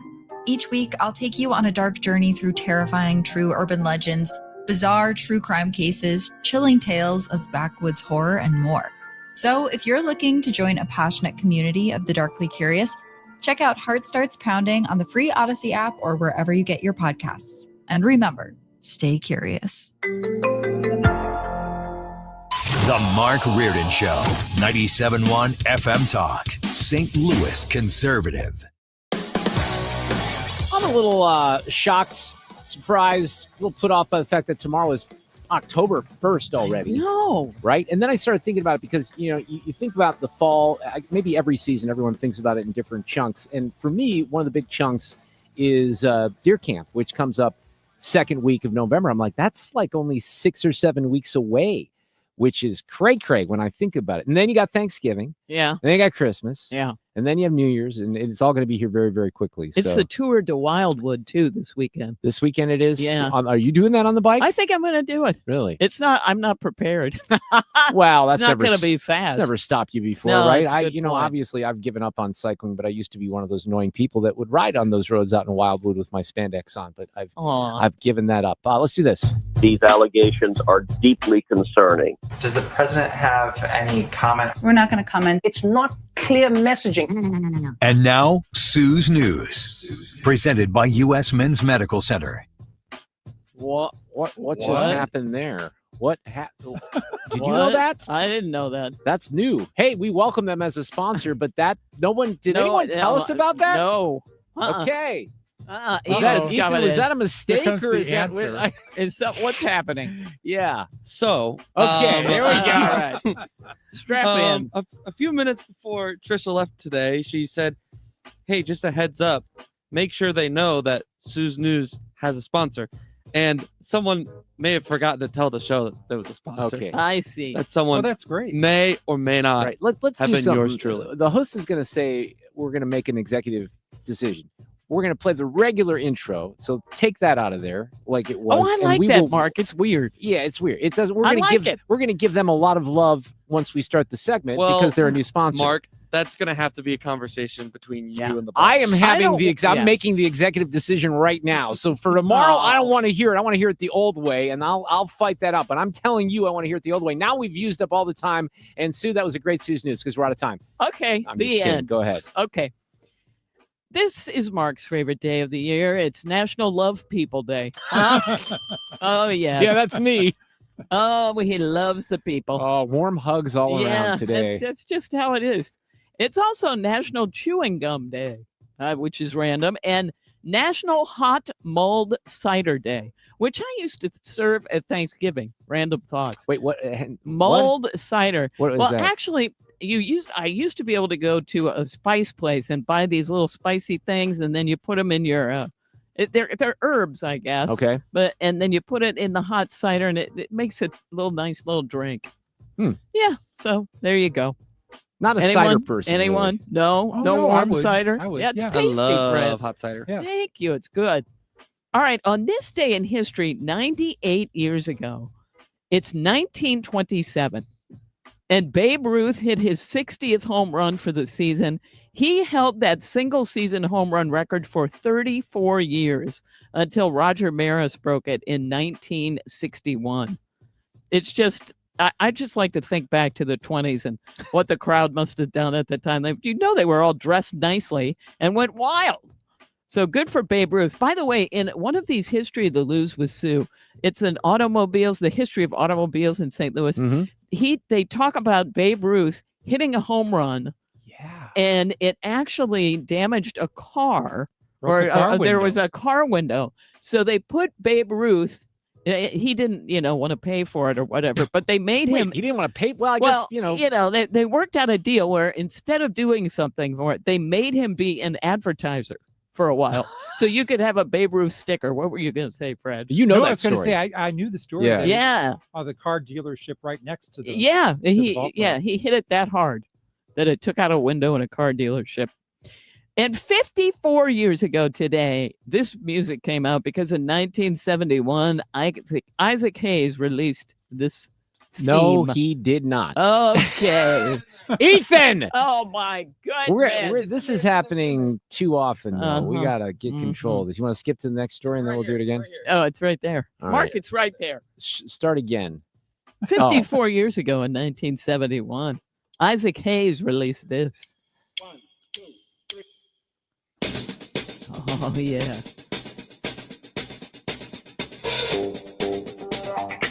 It's the theme from Shaft, Fred. Oh, yeah. I think Fred knew that. It's the theme from I'm going to kill Ethan if he doesn't get the audio in on time. That's what it's the theme of. This was about on National Dad Bunny. People's Day, right? Love people. Love People Day. Oops, I just National threw the bell Kill down. Your Producer Day is what it is. Same thing. And then, so that's 54 years ago. 43 years ago, Cheers premiered on NBC and it ran for 11 seasons. And then after that, of course, came Frasier. And I just like this theme. Hey, baby, I hear the blues are calling. Tossed salads and scrambled eggs. It is a good theme. And maybe I seem a bit confused. Yeah, maybe, but I got you pegged. Kelsey does a good job on that, doesn't he? But I don't know what to do with those tossed salads and scrambled eggs. They're calling again. That's good. I like that. Well, the fact that Cheers was 43 years ago kind of freaked me out. Yeah. But we'll look past that. Today, by the way, we talked about this a couple weeks ago, that this was going to happen. And today it is happening. It's the last day of AOL's dial-up service that was launched in 1989. It was overtaken by broadband in the 2000s. Now, I suppose this will affect some people. I guess they had a report out in 2023 that said 163,000 people were still using AOL. That's just, but we're still using the dial-up service of They AOL? don't say that, whether it's that or the email, but I Okay. assumed that it was that. And maybe if you're out in the middle of nowhere, you need that. Did I anyone don't else know. here use AOL? I mean, I was AOL. My original, I said this, my original email address, which I still use, like if you have to fill an email in for something to Yeah. get, then I use AOL. it's the only one that's not Mark Talk. It's MUTGR at AOL.com. Everything else is I have marktalk@mac.com. That's my email right now that you can email me at outside of my work because I don't check the work email. Yeah, There's you too many don't. meetings and stuff involved in the work email. Yeah. If this is including AOL emails, I bet there's more than 163,000 See, because but- I Yeah, feel like exactly. I ran into people when I worked at the ballpark all the time that had personal AOL emails. Wow. Yeah. Well, maybe it is the dial-up people. I don't. I mean, they're that's trying- not a big number if you're talking about nationwide. No, well, but that's true, wow. but still, I think they're trying to get the broadband or something to the people out in the country. But yeah, you're losing it today if that's what you've got. And Nicole Kidman and Keith Urban have split up. I'm trying to keep you all up to date. Fred, are Kind you of bummed upset? about Oh, yeah, this. yeah, They I were. heard It that. was like 20 years they were together. Yes, 19 years of marriage. And it doesn't sound like any. Well, I guess it was Nicole who filed them today. And a source said, quote, sometimes relationships just run their course, and added that Nicole did not want the separation what I and heard. was trying to save things. Right. And they have 2 daughters. So I've met Keith. I met Keith Urban once. That is not relevant to this story, except I never get to say I met so-and-so. How was he? He was very nice and Australian and about my height. Look, when I was living in Milwaukee, I didn't like country music till about the mid 1990s. But when that first Keith Urban record came out, I'm like, this dude is something else. And I went by myself to a show at the Potawatomi Wow. Indian Casino, to see his first tour when nobody knew who he was because I loved his guitar playing and I just thought he was going to be a superstar. And he so I was was. glad I saw that show Yeah. for sure.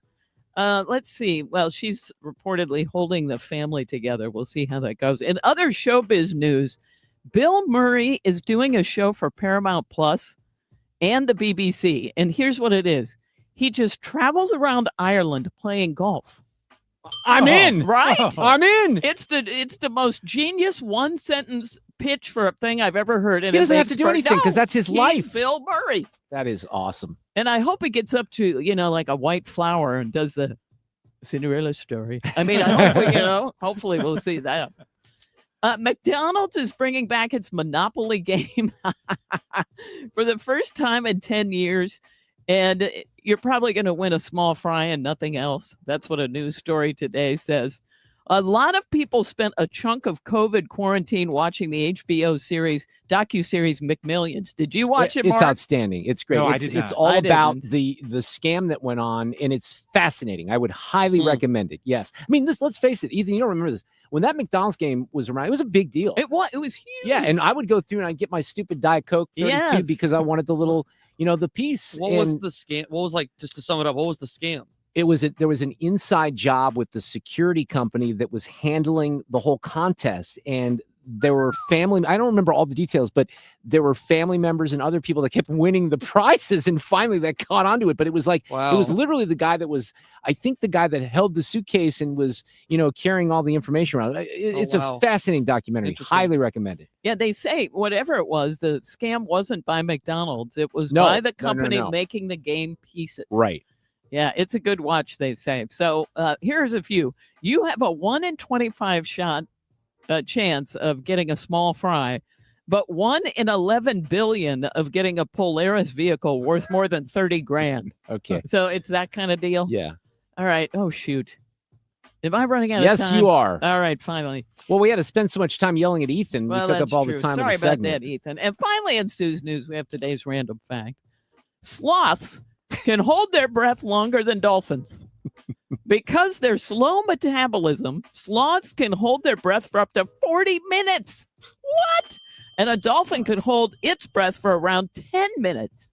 Now, the world record for a human is 29 minutes and 3 seconds. Wait, I'm going to have to what? look that up Come and see what on. it was. That's what they said. No way. Anyway, a sloth could beat us all 40 minutes, people. Okay, I need you to dig right, into I'm that digging one there in. because there's things that kind of hit me, and I'm going to challenge. I'm throwing the red challenge flag down on that one, right? Yep. So we'll figure it out. We got Susan L. Ward on the other side of our business news coming up. Hang in there. I'm Chad Robison with Your Money Now. The government is on track today to shut down after midnight as congressional Republicans and Democrats both refuse to budge from their positions on a funding deal. House Speaker Mike Johnson, during an interview on CNBC's Squawk Box today, says Democrats need to come to their senses here and do the right thing. Consumer confidence falling in September to the lowest level since April, ahead of an expected data blackout caused by that looming shutdown. The Conference Board reports the confidence index registered a reading of 94.2, off by more than 3.5 points from August and below the Dow Jones estimate for 96.0. Stocks were higher today on Wall Street with the Dow up 81 points, the S&P 500 growing by 27, and the tech-heavy Nasdaq adding close to 70. Crude oil futures for November falling more than 1.5%. They're currently above 62 a barrel. That's Your Money Now. $5,000. That's the average amount of money people in the U.S. are now spending on gas in a year. $5,000. That's crazy. If you drive, you have to download Upside, the free app that gives you cash back every time you get gas. That's right. You can earn real cash back with Upside just by buying the gas you're already buying. You can literally start earning cash back today. I use Upside every time I fill up, and I've already made around $300. You're putting gas in your car anyway. Why not get real cash back? If you like free money, download Upside. I'm saving the cash I earn from using Upside to help pay for a vacation later this year. Download the free Upside app now to earn cash back every time you buy gas. Use promo code COOL to get an extra 25 cents per gallon on your first tank. You can cash out anytime right to your bank, PayPal, or a gift card for Amazon and other brands. Just download the free Upside app and use promo code COOL for a 25 cents per gallon bonus on your first tank. That's code COOL for a 25 cents per gallon bonus. Hey, on this, holding your breath thing, we have a bit of a clarification. I threw the red challenge flag. Sue, what'd you come up with? Well, it turns out that record was just set this year by Vitamir Manidi, who achieved a time of 29 minutes, 3 seconds on June 14th. He did it underwater, but they say that what did it is he used pure oxygen prior to the dive. Okay, so there's something more So you to it. inhaled a whole bunch of pure I oxygen? guess. Okay. I'm going to find out more about that. That's fascinating. Yeah. But it just happened, I guess, a couple of months ago. Stop just trying to paint and patch up the outside of your home. It's time to give it a permanent upgrade with James Hardy fiber cement siding from Lakeside Renovation and Design. This siding is designed to stand up to all the crazy weather we get here in Missouri, and it looks fantastic. Lakeside is a James Hardy elite preferred contractor. Whole team, by the way, is in-house, and they're going to take care of all the details, the color, the trim, everything to customize it to your home, to take the stress off of your plate. If your home is showing any signs of wear, it's time to take the next step. Visit lakesiderd.com. Let Banner Construction show you what a difference James Hardy can make to your home. Banner's exterior design team will show you custom design options to transform your home into the neighborhood showplace. Banner is a preferred James Hardy and Pella Windows specialist. With winter just around the corner, now is the time to think about Pella Windows for energy efficiency and comfort. Call Banner Construction 314-569-1050 to schedule your free in-home consultation, or the website bannerconstruction.com, and have a banner day. It's time for a $98 furnace tune-up. 4:33. This portion of the show is sponsored by our friends at Jerry Kelly Heating and Air. Freedom has a frequency. 97.1 FM Talk. 97.1 FM Talk. St. Louis Conservative. I'm making big plans here for the radio station's 25th birthday coming up in October. And one of the ways this all happens is because of our great sponsors, and Susan L. Ward is one of them, a family law attorney, stlfamilylaw.com. She happens into the building. We grabbed her for a little in-studio visit this afternoon. Susan, how are you? I'm well. How are you, Mark? You're taking a little Odyssey tour here today, aren't you? I've been everywhere. Yeah. Well, I mean, in fairness, you're a great supporter and a sponsor of not only my show, but the radio station, but other stations here in our Odyssey building. We depend on Susan L. Ward. What can I say? Thank you. Well, I depend on you guys too, because people really rely on your help and advice. It's important because, look, one thing I would say, and we do depend on folks like you, but I can make such a strong case, even from the past month, for live radio and what live radio does. Nothing against the gazillion podcasters out there, but think of the amount of stories that have happened just in the last month that you record a podcast at 8 a.m. and unfortunately there's an assassination or a school shooting or something ridiculous, sometimes obviously more positive. But I'm a firm believer, mainly because I have no other skills, right? So that's an important point and distinction to make of live radio, because I think we can do things. Look, television can do things that we can't do. They can show, the images and the video of the floods and the fires. We can do things in real time that I think television can't do. And then there's certainly space for other media, but I believe in live radio, and so do you, and I appreciate that. We call it bobbing and weaving. Yes. You can just react. Yeah, exactly. All right, so tell me about the new office. We've talked about that a little bit, but you've got a brand new office you just opened a few months ago, right? I do. It's much bigger, and it's has great space for mediations and doing parent coordinator work that I do. We've got plenty of rooms for client meetings, and it is right in the heart of West County at 270 in Manchester. So it's conveniently located for all the metro counties that we serve. It's awesome. Absolutely. Is there, I don't know if I've ever asked you this question, but is there, in your opinion, a different pattern that emerged with this particular area of the law in the aftermath of COVID or not? Oh, I know we talked about like backups in the court and all that, but were other things affected? Yes. And it's basically how people treat each other. The behavior, and keyboard warrioring has made things a lot more contentious, a lot less civil. A lot when more you say hostile. keyboard, what do you mean by that? Keyboard warring? So people firing off angry stuff? Correct. Okay. So during COVID, when we couldn't be in person and you couldn't, I guess sometimes clients would like to just offer to take each other out to the parking lot and deal with their problems. We weren't doing that. Yeah. And then lawyers started talking to each other behind a keyboard and sending emails. Yeah. We were talking about earlier today, the apps that parents talk on have tone meters. Well, I wish email had tone meters, because the way that both colleagues have treated each other and the way that the litigants come in now is just based on so much instantaneous emotion. Wow. So you mean checks. You're saying even animosity between lawyers because of some of the tone issues? Correct. Ooh. Yeah. So, all right. So this is, I went through a divorce, and I mention this every once in a while. It's more than 2 decades ago at this point, right? It was 2003. But, I obviously have friends that have gone through it in modern era. And the communication apps, that's very different than it was a couple of decades ago. They're so that's amazing. something where you have record then of what the X says, and you can keep all that.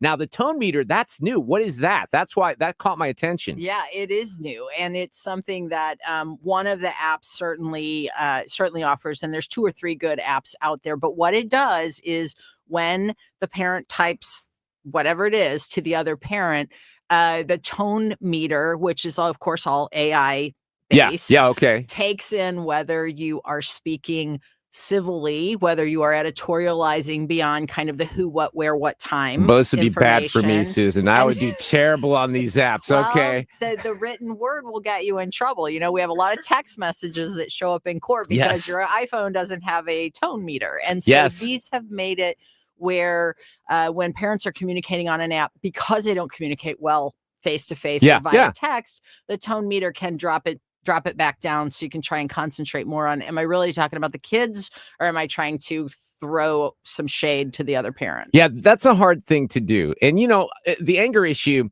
look, I'm an angry person by my very nature, but I don't really remember being more angry in my entire life than when I was going through that process. Very understandable too, Yeah. because anger is a result of a lot of things. It's a result of straight up anger and being mad, but it's also a result of how people feel guilty or feel sad or feel at a loss. And so those emotions a lot of times will manifest as anger or short-temperedness. And so it's a way that people run through the whole range of emotions in a divorce or a custody battle, whether they were married or not.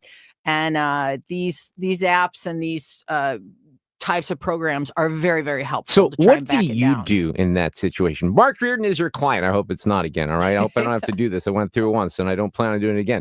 But I'm a little hot tempered. I'm a little quick on the trigger finger. What do you do? What's your advice to me? I definitely Shut up, Mark, right? Stop it. There's a story with a former client where I said almost that, and actually I did say exactly that. I said, shut up, just shut up. And it was in an in-person meeting because they had gotten so angry and couldn't listen, couldn't stop. And it's become like a little funny story with the crew involved there.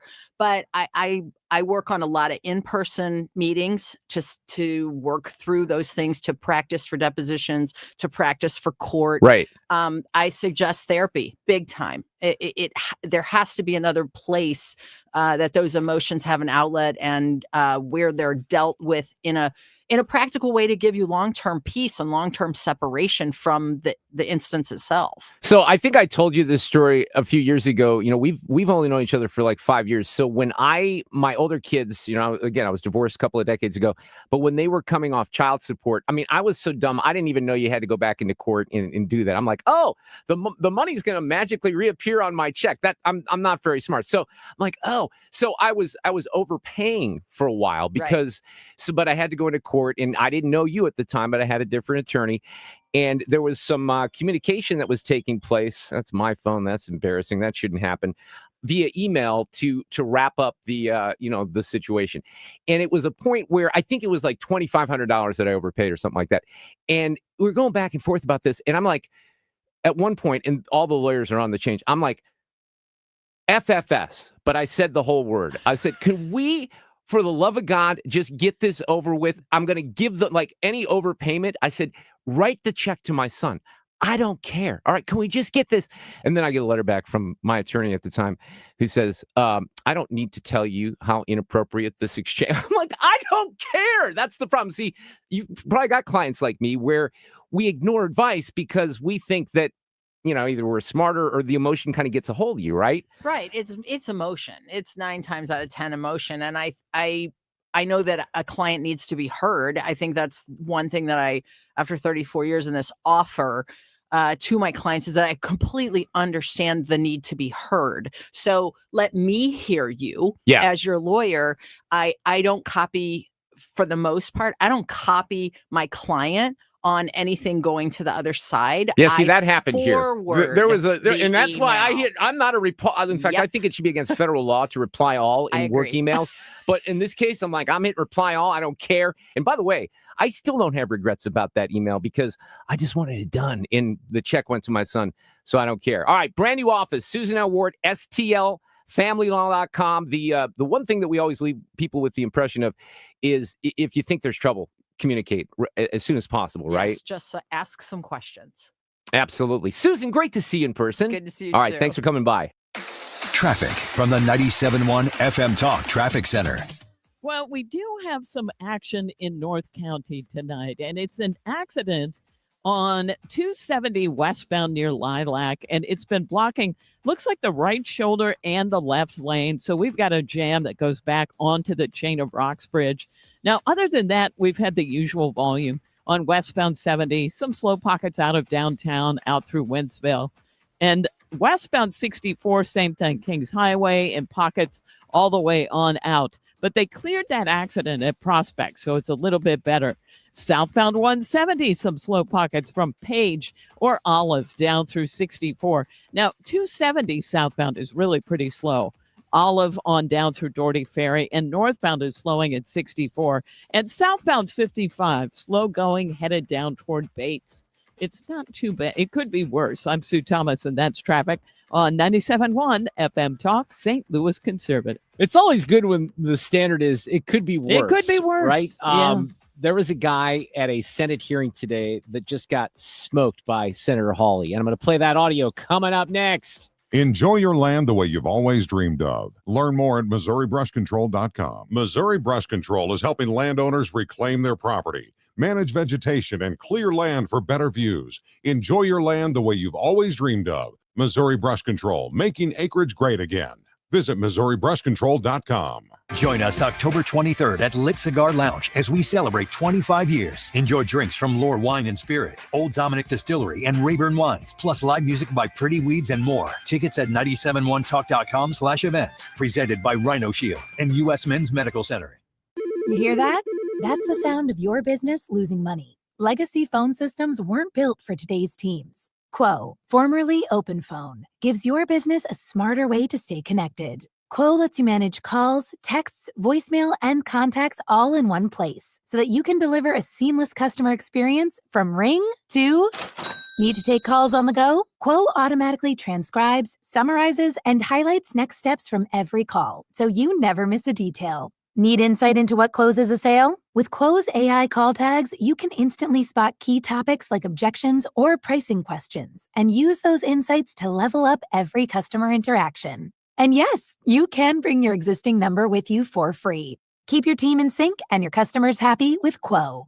Quo. No missed calls, no missed customers. Try Quo for free at quo.com/free and get 20% off your first 6 months. That's quo.com/free. QUO.com/free. When you're approaching retirement, there are a lot of questions to answer. Do you have enough money to fund your income for life? How should you claim Social Security? And what's your plan for health care and long-term care? Hi, I'm Eric Robert, Director of Investments with the ClearPath Wealth Management Group at Stifel and host of On the Money Saturday mornings at 11 on 97.1 FM Talk. Don't leave your retirement to chance. It's crucial to understand and address relevant risks before you retire. Our team can help you get organized, guide you through critical retirement decisions, and create an investment portfolio designed around your needs. To schedule your free retirement plan consultation, go to clearpathinvesting.com. That's clearpathinvesting.com, or call us at 636-695-2650. That's clearpathinvesting.com or 636-695-2650. Stifel Nicholas and Company Incorporated, member SIPC and NYSE. One of the biggest gifts you can give your family is peace of mind. That's why I trust and recommend Civia Law. They've helped so many families, including mine, right here in our community with estate planning, wills, trusts, powers of attorney, and elder law issues. I've seen how stressful it can be when a loved one passes without a plan. Families are left confused, sometimes tied up in probate court, and it can cost so much in time and money. But with Civia Law, you don't have to worry about that. They'll walk you through everything everything and even deliver your completed documents in just 2 weeks from your first appointment. And here's something special just for you. Mention the Annie Fry Show, and the first 10 listeners right now will get a free strategy session. That's a $300 value. 833-995-WILL. Just be sure to mention the Annie Fry Show when you call. Civia Law has 7 convenient locations across Illinois and Missouri, including in Edwardsville, Swansea, and Creve Coeur. Secure your legacy and protect the people you love. Call 833-995-WILL.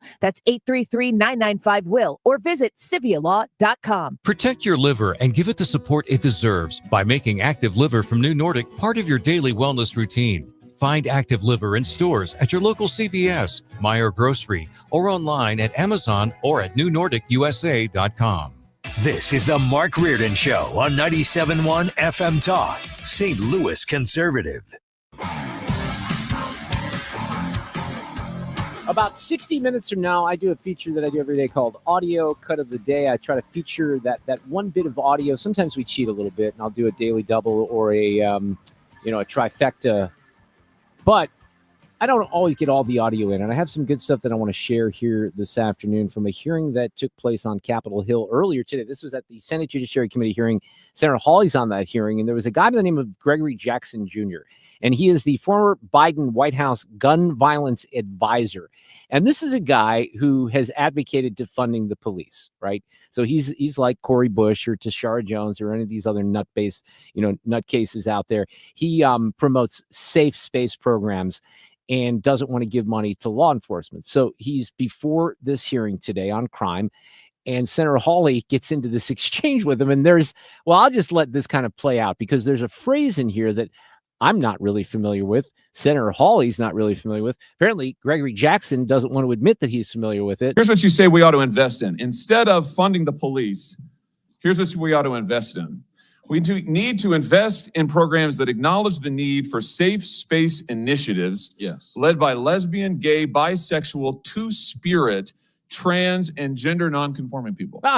What's two-spirit? Well, look, I don't know exactly. You guys are pulling some interesting quotes. This is from your report. If you look at the report, the focus is on investing in violence intervention, outreach workers.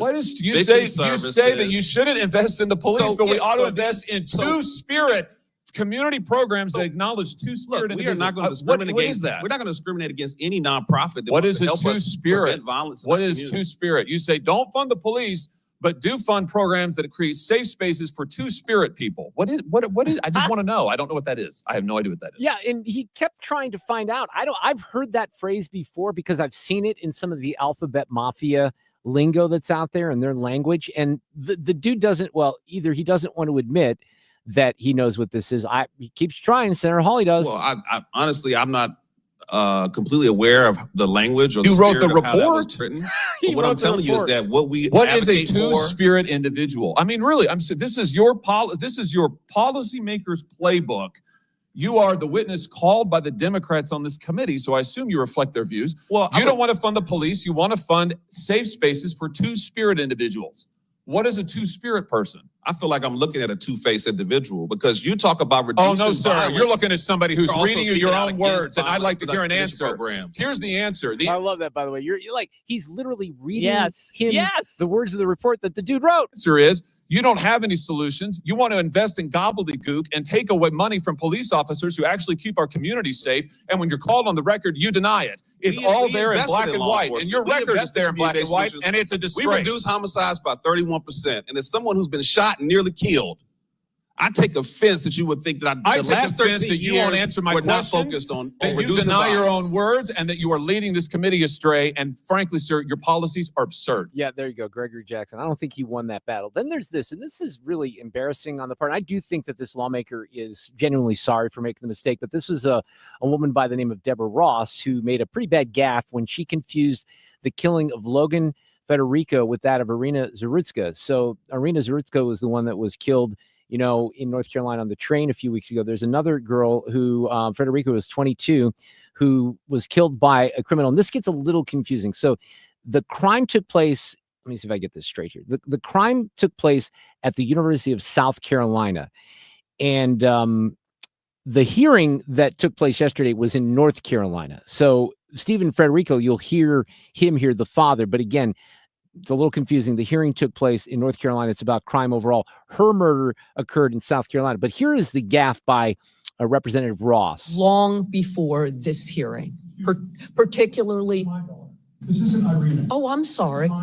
So she was pointing to a picture, and Mr. Frederico said, "This is my daughter. This is not Irina Zarutska." So sorry. Okay. I am so sorry. This is Logan Federico. Thank you so much for bringing that. Thank you. Thank you, sir. I am so sorry for you. She was before Irina. I am so 4 months before. I'm so sorry for your loss, and my heart goes out to you.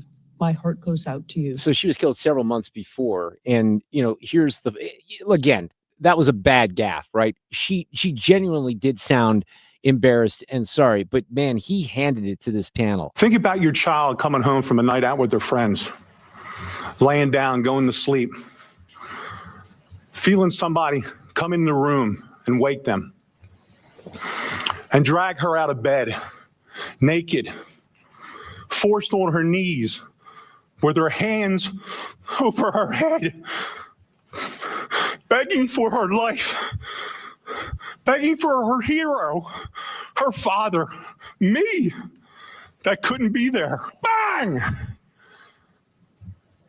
Dead. Gone. Why? Because Alexander Devontae Dickey, who was arrested 39 times, 25 felonies, was on the street. You need to fight for the rest of our children, the rest of the innocents, and stop protecting the people that keep taking them from us. So what should have jumped out at you, that's incredible audio, isn't it? But 39 times this guy is arrested. He should have been in jail for 140 years combined for everything that he committed. He's only 30 years old. He was really committing several crimes a year since he was 15 years old, but they couldn't figure out that he couldn't be rehabilitated, right? That's what the social workers want to do. I can't even imagine the horror that father has gone through. This young woman was about to be a teacher before she was brutally murdered. And there's no doubt now he's been charged now with murder, 2 counts of first-degree burglary, 2 counts of possession of a weapon. He took her credit cards and went on a spending spree in the aftermath of this. But he was charged with a lot of things before this ever even happened. And it's another example, time after time after time. We've seen it here in St. Louis, in some very, very tragic situations with Daniel Riley, who took the legs from Janae Edmondson. Now, it wasn't as drastic and dramatic as this with all those arrests, but I think the message needs to be pretty clear here about crime. And you still have Democrats out there. And you still have this guy, Gregory Jackson, who wants to go before a Senate committee and try to claim that social work is going to solve the crime problem in urban areas in this country. You also have, and I think I have this audio this afternoon, you have people out there. Who was it? I want to be careful. I don't want to identify the wrong person because I think it was AOC, but I don't want to attribute to her if it wasn't her. So I'll look into this audio, but basically blaming, because you had, the shootings that have occurred, whether it's Minnesota or with Charlie Kirk, white dudes. So there was one lawmaker out there that was trying to make the case that it's white men, it's white male, American men that are the real drivers of violence in this country, which falls flat on its face for a variety of reasons. Traffic from the 97.1 FM Talk Traffic Center. We've got southbound 55 lined up tonight, and it's Arsenal down through Bates. It's all in the construction zone. Accident reported now westbound 44 near Tower Grove. That has created a jam behind it. And we've got plenty of volume westbound 6440. It starts approaching Kings Highway out through McCausland and then in pockets all the way out through the 70 split. 70 looks a little bit better. It's just got moderate volume in pockets headed out west. We've got westbound 364 slowing at 94.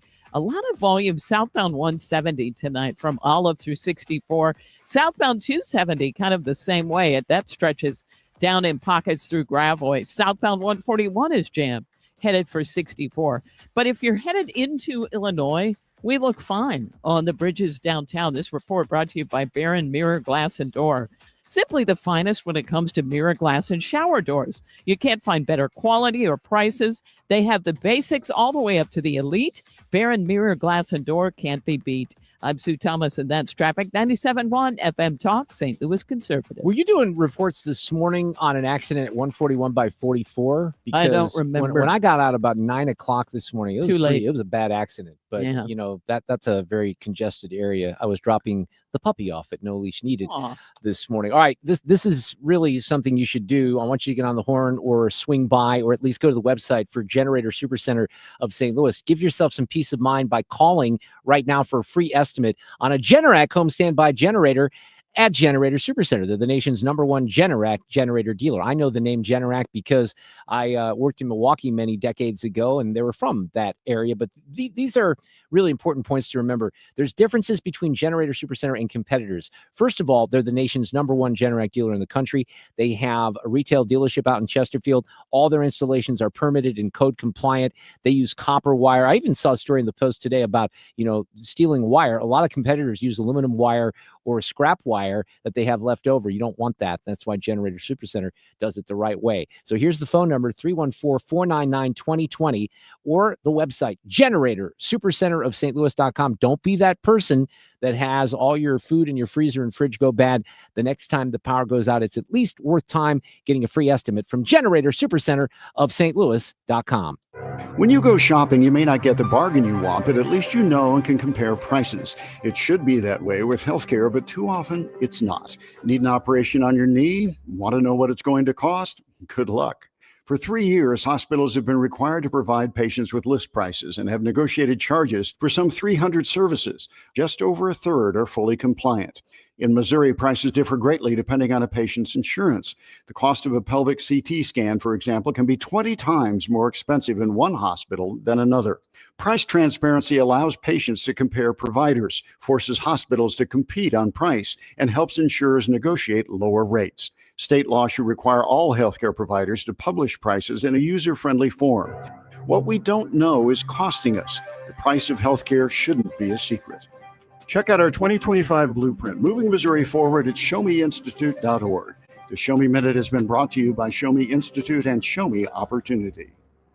Your garage door is the largest piece of moving equipment in your home. When it needs help, call the experts at Overhead Door Company of St. Louis. Their certified technicians repair all brands of doors and openers, and you can even schedule evening and weekend service. Just call 314-781-5200 and always look for the red ribbon. It's your assurance you've got the genuine, the original Overhead Door, the most trusted garage door company in St. Louis since 1926. For same-day service, schedule online at overheaddoorsstlouis.com. 314-781-5200. I hear from sellers all the time that they fear they have missed out on the selling market. They are so relieved to learn September, October, and November are strong selling months. With low inventory and hopefully lower interest rates, this fall will be a hot one for real estate. I'm Christina Straight, owner of Straight Realty. You may have heard me say, why pay more than 4 for years? Now it's why pay more than 2, saving you even more money. Call me 314-441-4444. And remember, why pay more than 2? Straight Realty is a licensed broker in the state of Missouri, Kansas, and Nevada.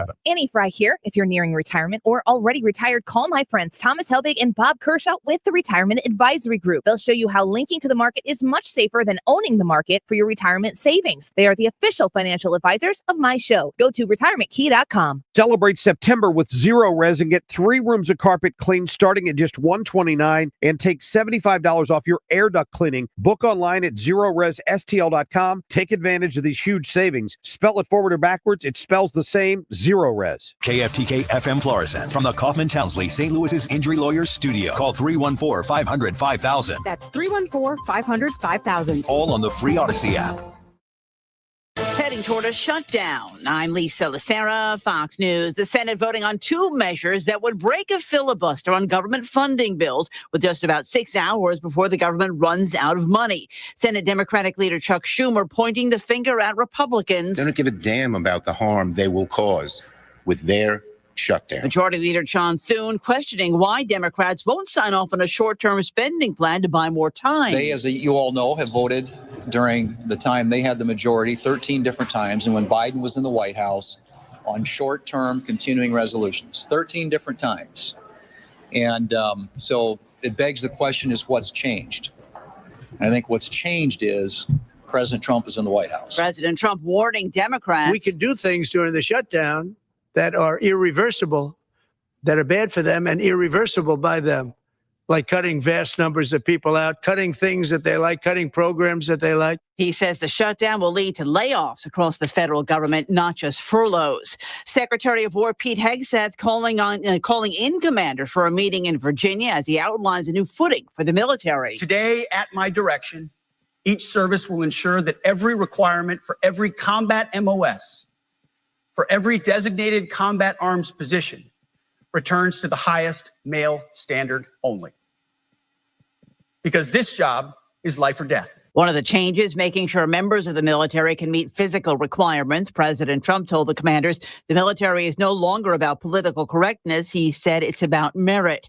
An all-clear issued after the old main building at Utah State University was evacuated just hours before a Turning Point USA event is due to start after a report of a suspicious package. The TPUSA event is the first since the shooting death of TPUSA founder Charlie Kirk.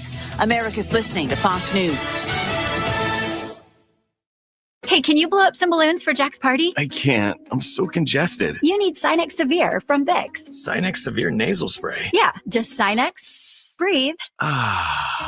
Sinex Severe instantly relieves nasal congestion and works 6 times faster than nasal decongestant tablets. The 12 hours of relief allow you to get back to the moments that matter without congestion. Daddy, we need more balloons. On it. Try Sinex Severe from Vicks. Just Sinex. Breathe. Use as directed.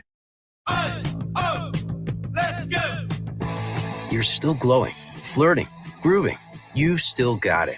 But your immune system weakens as you age, making it harder to fight flu, pneumococcal pneumonia, RSV, and COVID-19. Vaccines are a key part of any health routine and help strengthen your immune response. Ask your doctor or pharmacist which vaccines you need. Schedule in minutes at vaxassist.com. Sponsored by Pfizer. Air Comfort Service, heating, cooling, and insulation, weather. Absolutely no change in our weather pattern as we get set to flip to October. Overnight tonight, partly cloudy skies. Temperatures will slowly drop into the upper 70s this evening. 63 for the low. Wednesday, instant replay. Partly sunny skies until warm 88 during the afternoon. Low humidity, though, easy to take. Wednesday night, some clouds, 64. Thursday, sunny skies, 88. This is 97.1 FM Talk. Chief Meteorologist Dave Murray. This hour of the Mark Reardon Show is sponsored by Gamma Tree Experts. Your trees deserve the best care. Call Gamma Tree Experts.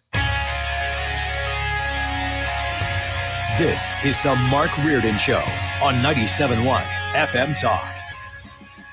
Let's see here. We have Brian Kilmeade set up for tomorrow. He'll join us on a Wednesday afternoon.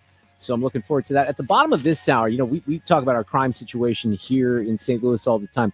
I spent 13 years in Columbia, Missouri. I graduated from Mizzou in 1986. I lived in Columbia until 96. So I was there from 83 to 96, except for like a 4 or 5 month stretch in 87. I mean, like back then, crime was like non-existent. If you had a murder in Columbia, Missouri or in Boone County, that was a big story. You'd have maybe like one a year.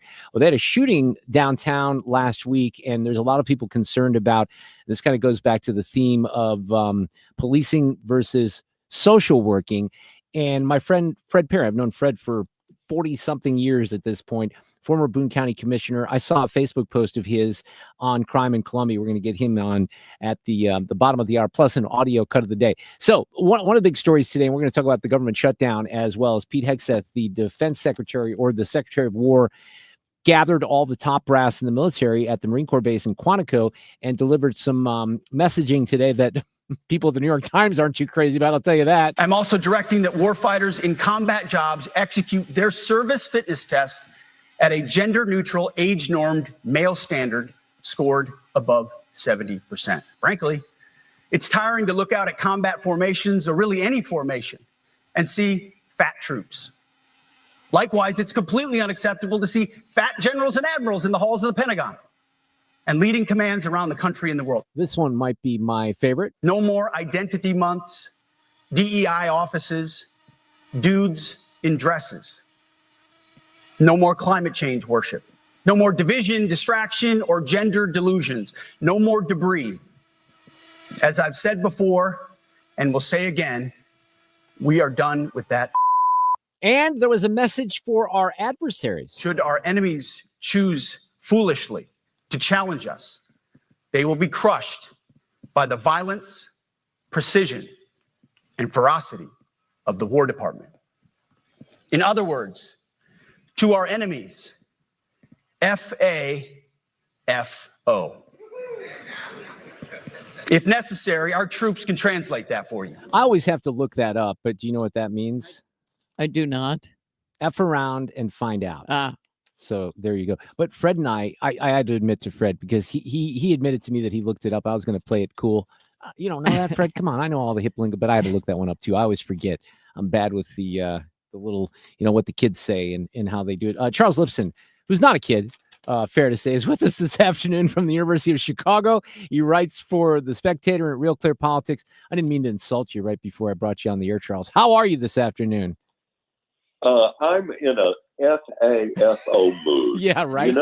Yeah. So and if you mess with me, my friend, you are going to be in trouble. I bet I would be. So one of my, I mentioned this earlier, and I just wanted to say, so I read the New York Times account of what happened this morning, and they just can't help themselves. It's Hegseth lectured military brass on what it takes to win, but there's never anywhere in the piece where they acknowledge, maybe some of the stuff needs to be turned around, right? Of course, the narrative is completely different than that, and they focus on the grooming standards and the fat generals and things like that. But look, I think that the issue that surrounds some of the sexy sound bites is you're trying to repair a military that has lost the ability to win wars, possibly.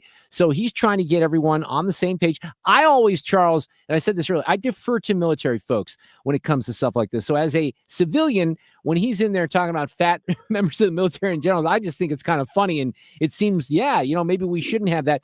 But I don't know how this is received by the men and women in the room or the rest of the military brass around the world. And, you're not going to get a fair representation of that in the New York Times or the legacy media. So it's a little hard to gauge. Well, you raised two really interesting issues. I think the best way to gauge it is that recruitment is at an all-time high. People can't wait to join all the branches of the service, right? That was just not true under Joe Biden. By the way, in the cities where the police feel like they have the backing of the mayor and the city council and so forth, they're eager to join. In Chicago, they're not. They just want to retire because they think that the city is against them. But so I think that there's a big story there. The second thing that you raise is what's happened to what used to be considered not only mainstream media, but the absolute top of the top, which is like the New York Times, or it used to be CBS and so forth. And they've just dropped what used to be a hardline standard between editorializing and doing hard news reporting. They just completely abandoned it. The good news is that you can tune in to there are lots of stations. People who don't like that kind of reporting can tune in to you. There's a fragmentation of the media. And CBS has now been bought by people who have very different ideas about what it should do. Well, it's going to be interesting that whole rumor about Barry Weiss and the Free Press kind of taking over the news operation at the CBS folks. That's still kind of bubbling out there. I'd be very curious to see if it manifests into anything serious. But I can almost guarantee you that when I leave, and I've been doing this a little bit more often at 6:00. I like listening to Laura's show on Fox when I leave the building. She usually has some good guests in the first block, and I check it out. But I've been punching on CNN on Sirius XM just to see what they're doing, and it couldn't be more opposite. Of course, they were all Jimmy Kimmel. And I can bet you, Charles, that tonight when I listen, now the government shutdown might be the story, but let's say they get to this issue. And if I were to compare and contrast Fox's approach on this in CNN, I mean, they'll be ripping Hegseth, how offensive this was, how inappropriate it was to lecture the top brass. What I genuinely like to know, and I don't know if we'll be able to ever get this, is like, what percentage of the people in that room have had enough and they're like, yeah, dude, we needed this. Because that's what we're hearing from some rank and file, but obviously that kind of stuff is a little hard to gauge because of the media. But I'd love to know where they really are on that issue. That's a great point. And I'll tell you one reason to think that a lot of people in that room now support this. They've been firing the people who don't. Well, that's right. That's true. they've been getting rid of all the DEI promoters and that sort of thing. Now, it takes a long time to get rid of them, but the other thing is that we have a very top-heavy military. There were just a lot of flag officers in that room from all the different services, and I gather that one of the things that Hexest wants to do is narrow that down. I had lunch with a friend today who is, I would say, a sort of center-right. I mean, he's conservative, but not a Trump backer at all, and so forth. And no particular fan of Hexest. And he said Hexest was just magnificent in the way he delivered the speech. I didn't happen to see it. I watched it. I thought it was really well executed. I did. He said, boy, this is a guy who's running for president. Well, aren't they all? Aren't they all running for president? In some way, shape, or I'm form. the only one who's not. Yeah. I had, it's funny. I had somebody email me. It was a business solicitation thing where he said, I can help you do a podcast. I wrote back. I said, I think I'm the only person in America who doesn't have a podcast. No kidding. Believe me, as a terrestrial radio guy, I wonder that as well. All right, so let's talk about the shutdown. In March, when we had another CR, continuing resolution, Senator Schumer voted for it. His colleagues didn't like that very much. I think there is a deep sense of outrage and betrayal. And this is not just about progressive Democrats. This is across the board, the entire party. I believe that Senator Schumer probably did what he thought was best, but I don't think that it met the moment. The idea that Chuck Schumer is the only one that's got a brain in the room and the only one that can think through all of the pros and cons is absolutely ridiculous. I think the Senate leader made an enormous miscalculation. I myself don't give away anything or nothing. And I think that's what happened the other day. Nancy Pelosi. So here's Schumer now. He asked to meet earlier. They didn't want to. So we think when they say later, they mean never. They don't want to do this, the Republican leaders, because they're right wing. It'll divide their party. So we had something that passed the House, Charles. As you know, it goes to the Senate. They don't have the votes. The Republicans are trying to tag this as the Schumer shutdown. Who's going to get the blame here, and how is this going to resolve itself? Well, I think there's an issue with the blame, and there's an issue of what the administration, what Trump and the head of OMB, Office of Management and Budget, Rush Vogt, can do with the shutdown. And I actually, the mainstream media have already written their headlines. This is all Trump's fault. In fact, I was listening to Bloomberg, which should be kind of neutral, and they were trying to blame. You can't believe that Trump is not bending on this, or he didn't use bending, but isn't, being reasonable, or however they put it. But I think the fact that the mainstream media has lost its audience. These are no longer the days of Walter Cronkite and Huntley and Brinkley. And, so the New York Times has its audience. So I think there will be blame among people who lean Democratic. But I think that there'll be a lot of people who say, look, this was just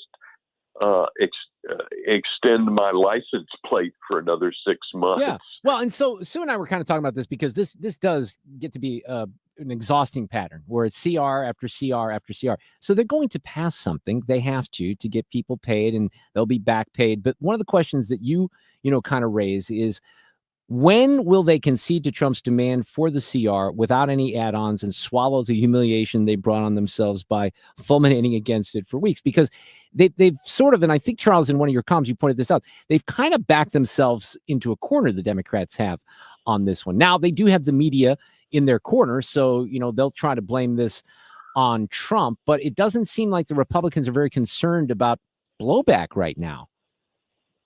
Well, I think that's right. Now, whether that will change, there's maybe some government functions. What will end are so-called non-emergency functions of government.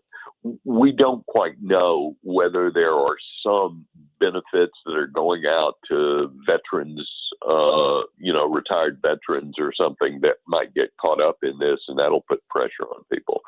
It's Which also I never the like case- that, that the people that get hurt in the, but again, there's Absolutely. furloughs and back pays and stuff like that. Right. And there are also one of the things that the Democrats are asking for are concessions on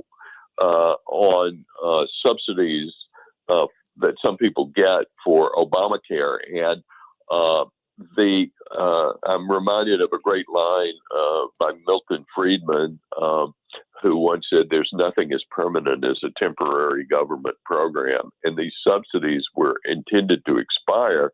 They were put in, these extra subsidies were put in during COVID, and now people want to keep them. But And the other part of that, let me interrupt just quickly, because they wrote about this on the opinion page of the Wall Street Journal. I think you probably know that. So what's happening is you have a lot of people out there amongst all the fear mongering with the Republicans, like, if you don't pass this, cancer patients and children will die if we don't agree to pass the subsidies. But what's happening is there are a lot of people who qualify for employer-sponsored benefits, but a lot of them have decided, hey, I got a better deal paying nothing with the Obamacare, so we're sticking to that. So that's part of what this is. The other is Medicaid. So if you have, and the Democrats say, look, if you have someone who is a migrant and they're in mid-Missouri in a rural area and they get into a car accident, you go into the hospital and someone's going to have to pay for it, right? So it's either Medicaid or the hospital has to suck up the cost. So the Democrats are saying, look, we're all going to pay for this no matter what. The Republicans are saying, why are we covering bills for people who aren't here in this country legally? So that's part of the dispute as well. Well, right. We ought to have a thing where if they incur those kind of bills and they're here illegally, they're picked up as soon as they're sort of put on a priority list to go after. Right. But in fact, I think the key here is that Republicans might be willing to take some of the hit if they think they can actually accomplish what is one of Trump's main goals, which was not accomplished with Elon Musk and Doge, which is to cut back on the number of government employees. And a lot of the programs, which are sort of progressive programs, which have been put into the government over the last 50 plus years, and Trump would like to cut them out. Well, if there's no funding, and that will end tonight when Cinderella her coach turns into a pumpkin. Yeah.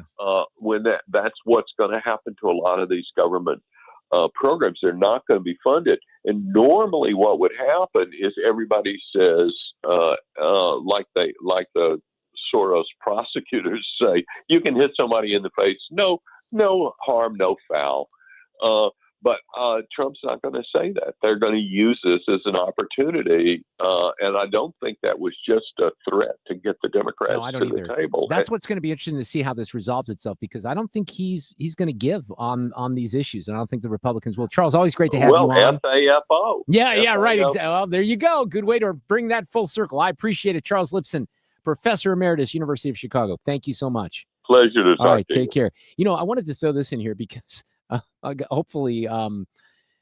hopefully this was edited properly. So, we got to be tricky. And there are people out there that will say, and maybe I see the point here, is if you're running the country and you're the president and you have a social media account, maybe you shouldn't put something like this on your social media account. Oh, no. Okay, but it's damn funny. So it's Schumer, but it's not really Schumer. Okay, it's AI Schumer with Hakeem Jeffries with like a Mexican hat on standing next to him. And this is now clearly it wasn't. There's a difference putting things out there and representing them as fact. Yes. This was satire. Okay, but it's AI satire. There's no way to sugarcoat it. Nobody likes Democrats anymore. We have no voters left because of all of our woke trans bullshit. Not even black people want to vote for us anymore. Even Latinos hate us. So we need new voters.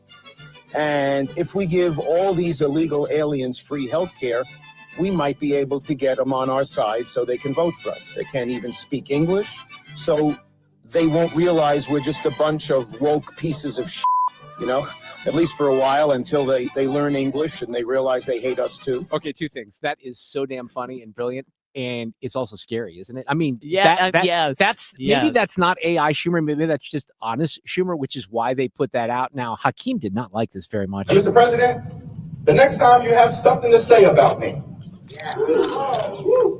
don't cop out through a racist and fake AI video. When I'm back in the Oval Office, say it to my face. I think, you know what? I think he would. By the way, it's racist because they had a sombrero on Hakeem Jeffries. So that's racist. Of course, everything is racist. J.D. Vance. Disagreements about tax policy, but you don't shut the government down. We have disagreements about healthcare policy, but you don't shut the government down. You don't use your policy disagreements as leverage to not pay our troops, to not have essential services of government actually function. You don't say the fact that you disagree about a particular tax provision is an excuse for shutting down the people's government and all the essential services that come along with it. So then he pointed out the hypocrisy of Schumer here. And we have to remember, they're very frustrated. They say that they're very frustrated about the fact that this negotiation has not taken place until today. But if you look at the original thing they did with this negotiation, it was a $1.5 trillion spending package, basically saying to the American people, we want to give massive amounts of money, hundreds of billions of dollars to illegal aliens for their health care while Americans are struggling to pay their health care bills. That was their initial foray into this negotiation. We thought it was absurd. We told them it was absurd. And now they come in here saying that if you don't give us everything that we want, we're going to shut down the government. We think that's preposterous. We think it's totally unacceptable. Now, one thing I want to interrupt. I want to play that, but I'd be very curious to see. And I don't know if Senator Hawley was in the news today for different reasons, but he was fighting some of this because of the Medicaid cuts. You know, when they were putting the big beautiful bill together. One of the things that's happening here is because migrants go, like I said, to the hospital, they get their health care, and then Medicaid picks up the cost. The Democrats say, well, this is going to, if you cut this out, this will ruin rural hospitals. So I'm kind of half interested in what, Senator Hawley might say about that particular issue. But the vice president went on here. I think the American people are going to suffer because these guys won't do the right thing. Now, I want to make one final point here. You will hear a lot from Senate Democrats, from House Democrats about the fact that American healthcare policy is broken. Well, we know that American healthcare policy is broken. We've been trying to fix it for the 8 months that we've been in office, but every single thing that they accuse about being broken about American healthcare is policy the Democrats have supported for the past decade. That's right. So if they want to talk about how to fix American healthcare policy, let's do it. The Speaker would love to do it. The Senate Majority Leader would love to do it. Let's work on it together. But let's do it in the context of an open government that's providing essential services to the American people. That's all that we're proposing to do. And the fact that they refuse to do that shows how unreasonable their position is. I think we're headed to a shutdown because the Democrats won't do the right thing. I hope they change their mind, but we're going to. Well, they're not going to change their mind. But again, I think this is going to be really an interesting one to watch to see how the Democrats get out of it. Traffic from the 97.1 FM Talk Traffic Center. Accident westbound 44. But it's early, Mark. It may be cleared by the time you go. And this is as you approach Kings Highway, and we've got a jam that goes back to the 55 split. It's really jammed. Now, 64 is lined up, and this is before you get to Kings Highway. And it's in pockets all the way out through the 70 split. The accident on westbound 270 at Lilac, it looks like that was gone. Now we have one at Riverview. So some slow-moving traffic across the chain of Roxbridge.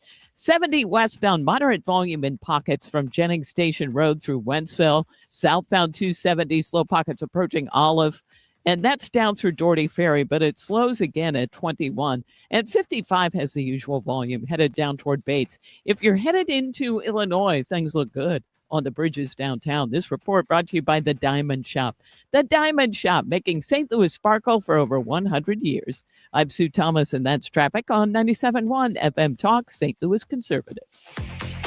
I want to guide you into some brand new, beautiful Pella windows from my friends at Banner Construction. It is the pre-winter window event at Banner right now. And really what that means is if you're thinking about more energy efficient windows or windows that are a different style or that can make your home look great from the inside and out, this is the time to get on board with Banner. Have some of their design consultants come over and give you a free in-home design consultation. You can choose from a variety of energy efficient brands, but really Pella is the feature. Banner is a certified Pella contractor. They're also an elite preferred James Hardie specialist, and they've been doing this here in St. Louis since 1993, and they blend this quality craftsmanship. You can see examples of this up on the website. If you go to bannerconstruction.com, click on that showcase tab. It'll show you a bunch of pictures of homes in the area that have been transformed with the Hardie products.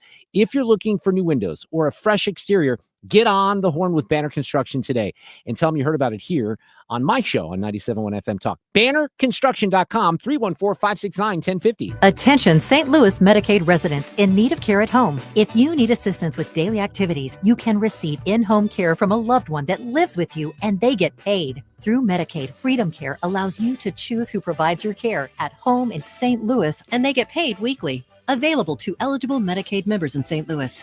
Call now to check your eligibility. It can be your daughter, son, a close relative, or trusted friend helping you with cooking, transportation, laundry, and other activities in your own home. You get the help you need, and your caregiver gets paid. Freedom Care has over 7,000 five-star Google reviews and is a leading choice in St. Louis for in-home care. If you have Medicaid and want to receive great care from a loved one, go to freedomcare.com, or for faster service, call 314-597-1749. 314-597-1749. That's 314-597-1749. Freedom Care, we're here for you. This is St. Louis Conservative. No filters, no fluff. Mark Reardon is back on the mic. All right, I have so much audio today, and most of what I have would qualify certainly for audio cut of the day. So I feel like I'm doing myself a bit of a disservice, but I have to get some of this stuff in here from the idiots at The View because they continue to make fools out of themselves.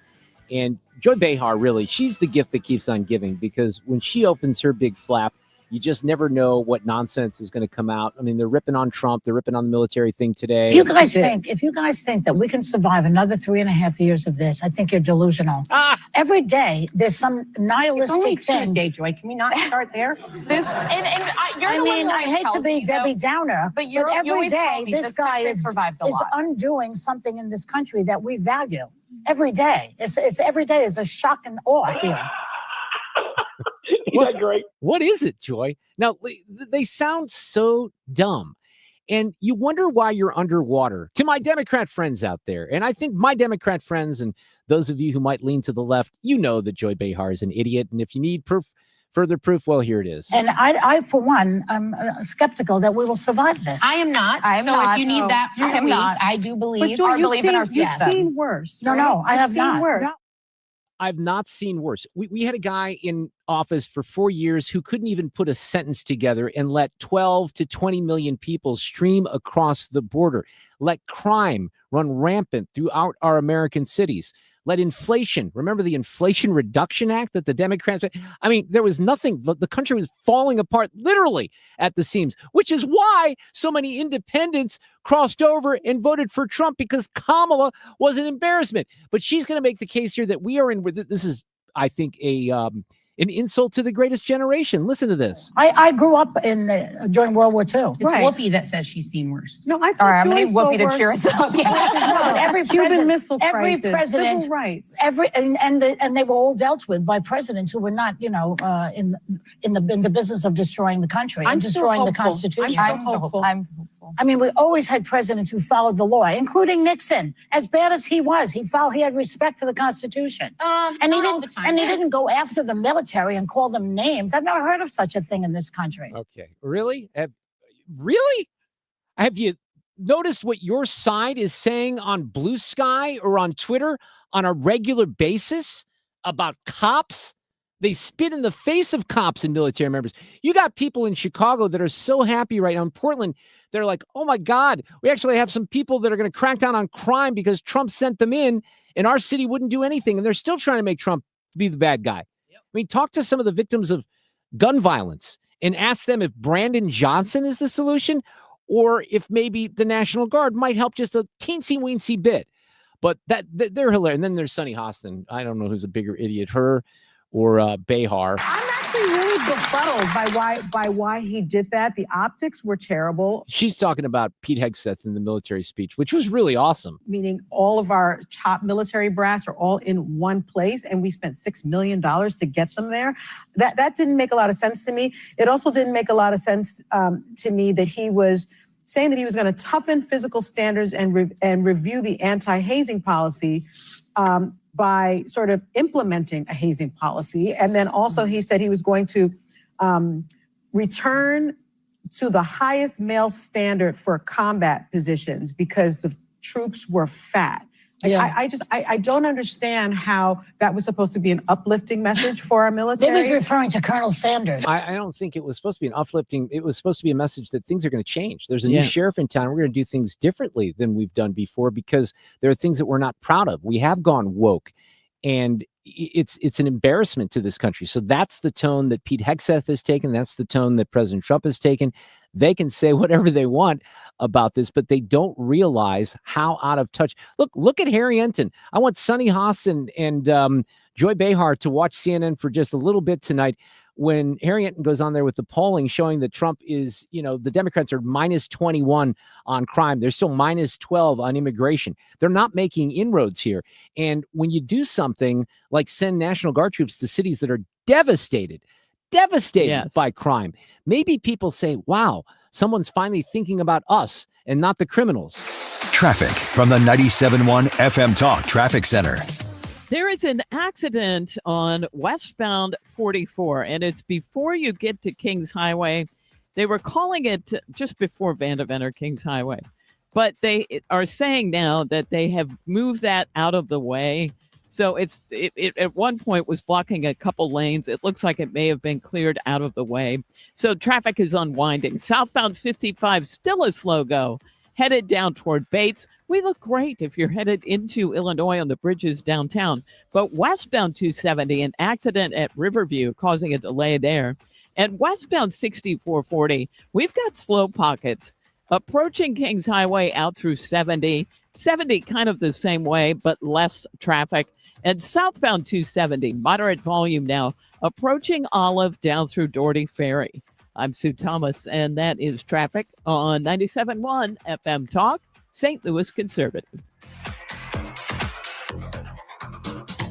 Tired of mice? Point Pest Control finds their entry points, eliminates the infestation, and seals them out for good with our exclusion services. Mention Annie to get 10% off on top of any other special. Call 636-798-0023. Visit pointpestcontrol.com. We all hear the radio ads about the IRS. They tell you to be afraid, to be scared, and they try to frighten you into calling. I'm not here to do that. Tax Relief Advocates is different. TRA is here to tell you that if you owe money to the IRS, whether it's $5,000, $50,000, or $500,000, we have a solution. It doesn't matter if you're sitting in your car, at work, or with your kids. No matter where you are, call now. 800-575-2523. Don't lose hope. TRA can eliminate or reduce what you owe to the IRS. Generous programs are now available that can give you a fresh start. Our passion is taxes and helping individuals fix their IRS problems. We have over 1,000 five-star reviews on Google and an A+ with the Better Business Bureau. You don't need to be afraid of the IRS any longer. End your tax nightmare today by visiting us online at TRA.com or call 800-575-2523. That's 800-575-2523. Tax Relief Advocates. Real solutions for real people. It's time for a $98 furnace tune-up.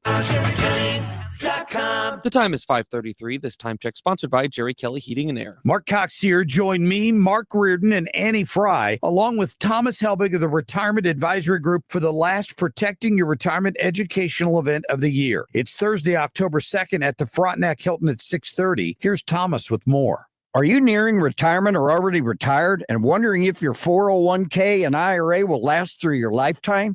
Do you have your own personalized structured income plan set up? The markets are hitting all-time highs. Would you like to learn how to automatically lock in your gains without having to sell? Did you also know if you're 59 and a half or older, you can roll over your company retirement plan tax-free to protect your nest egg? You'll get all the answers and more. If you're 59 and a half or older, you can't afford to miss the last event of the year. Protect your retirement nest egg. Join the official financial advisor of my show, Thomas Helbig, at the Frontenac Hilton, Thursday, October 2nd at 6:30. Go online to retirementkey.com. That's retirementkey.com. To have a roof over your head, a nice roof over your head, is very important. That's Rick talking about his experience with Rhino Shield ceramic coating. We got Rhino Shield 18 years ago, and they're very cooperative on getting us the right paint. They were in and out and done in no time. Once it was finished, looked great. We were very happy with it. The main reason Rick called Rhino Shield is because it's backed by a 25-year transferable warranty. We've watched a lot of people get their house painted 3 or 4 times, and we haven't had to do any of it. I don't know about you guys, but I don't want to have to paint it every 5-7 years. Take a tip from Rick and put down the paintbrush and call Rhino Shield for your free evaluation. 877-25-RHINO. 877-25-RHINO or visit 877-25rhino.com. We got Rhino Shield 18 years ago. Financially makes sense, especially if it's going to last like this did. Still looks great. Call now, 877-25-RHINO or 877-25rhino.com. No pain, don't Rhino. Go Rhino Shield. Never paint your house again. Rhino Shield. From Festus to Freeburg, 97.1 FM Talk, St. Louis Conservative.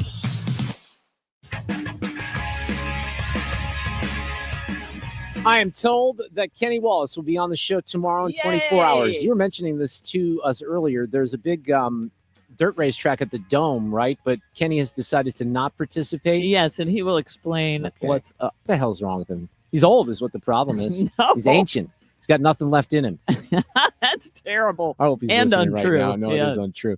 No, but he'll explain in his own Kenny Wallace fashion tomorrow night. Did I say Kilmeade's on the show too? Yeah, Kilmeade's on the show tomorrow. Maybe I didn't, but I'm going to tell you right now. I was going to say, yeah. So this is not getting a lot of attention here in St. Louis. I think it probably should because we have so many families who have students in Columbia, Missouri. But there were 11 shots that were fired downtown Columbia on Saturday night, and a young woman from Stevens College was killed in this shooting. And I was, I've said this before, I don't do a lot on Facebook, but I check whose birthdays and I scroll just a little bit. And I saw my friend Fred Parry post something about this because, not unlike downtown St. Louis, on a smaller scale, Columbia has had a crime issue as well. And they have touchy-feely people who are in office, like the mayor of Columbia, who wants social workers. So Fred Parry, who's a former Boone County commissioner, former radio host as well, publisher of Inside Columbia magazine, my old friend from journalism school. We go back, good Lord, Fred, it's like 43 years at this point. How are you?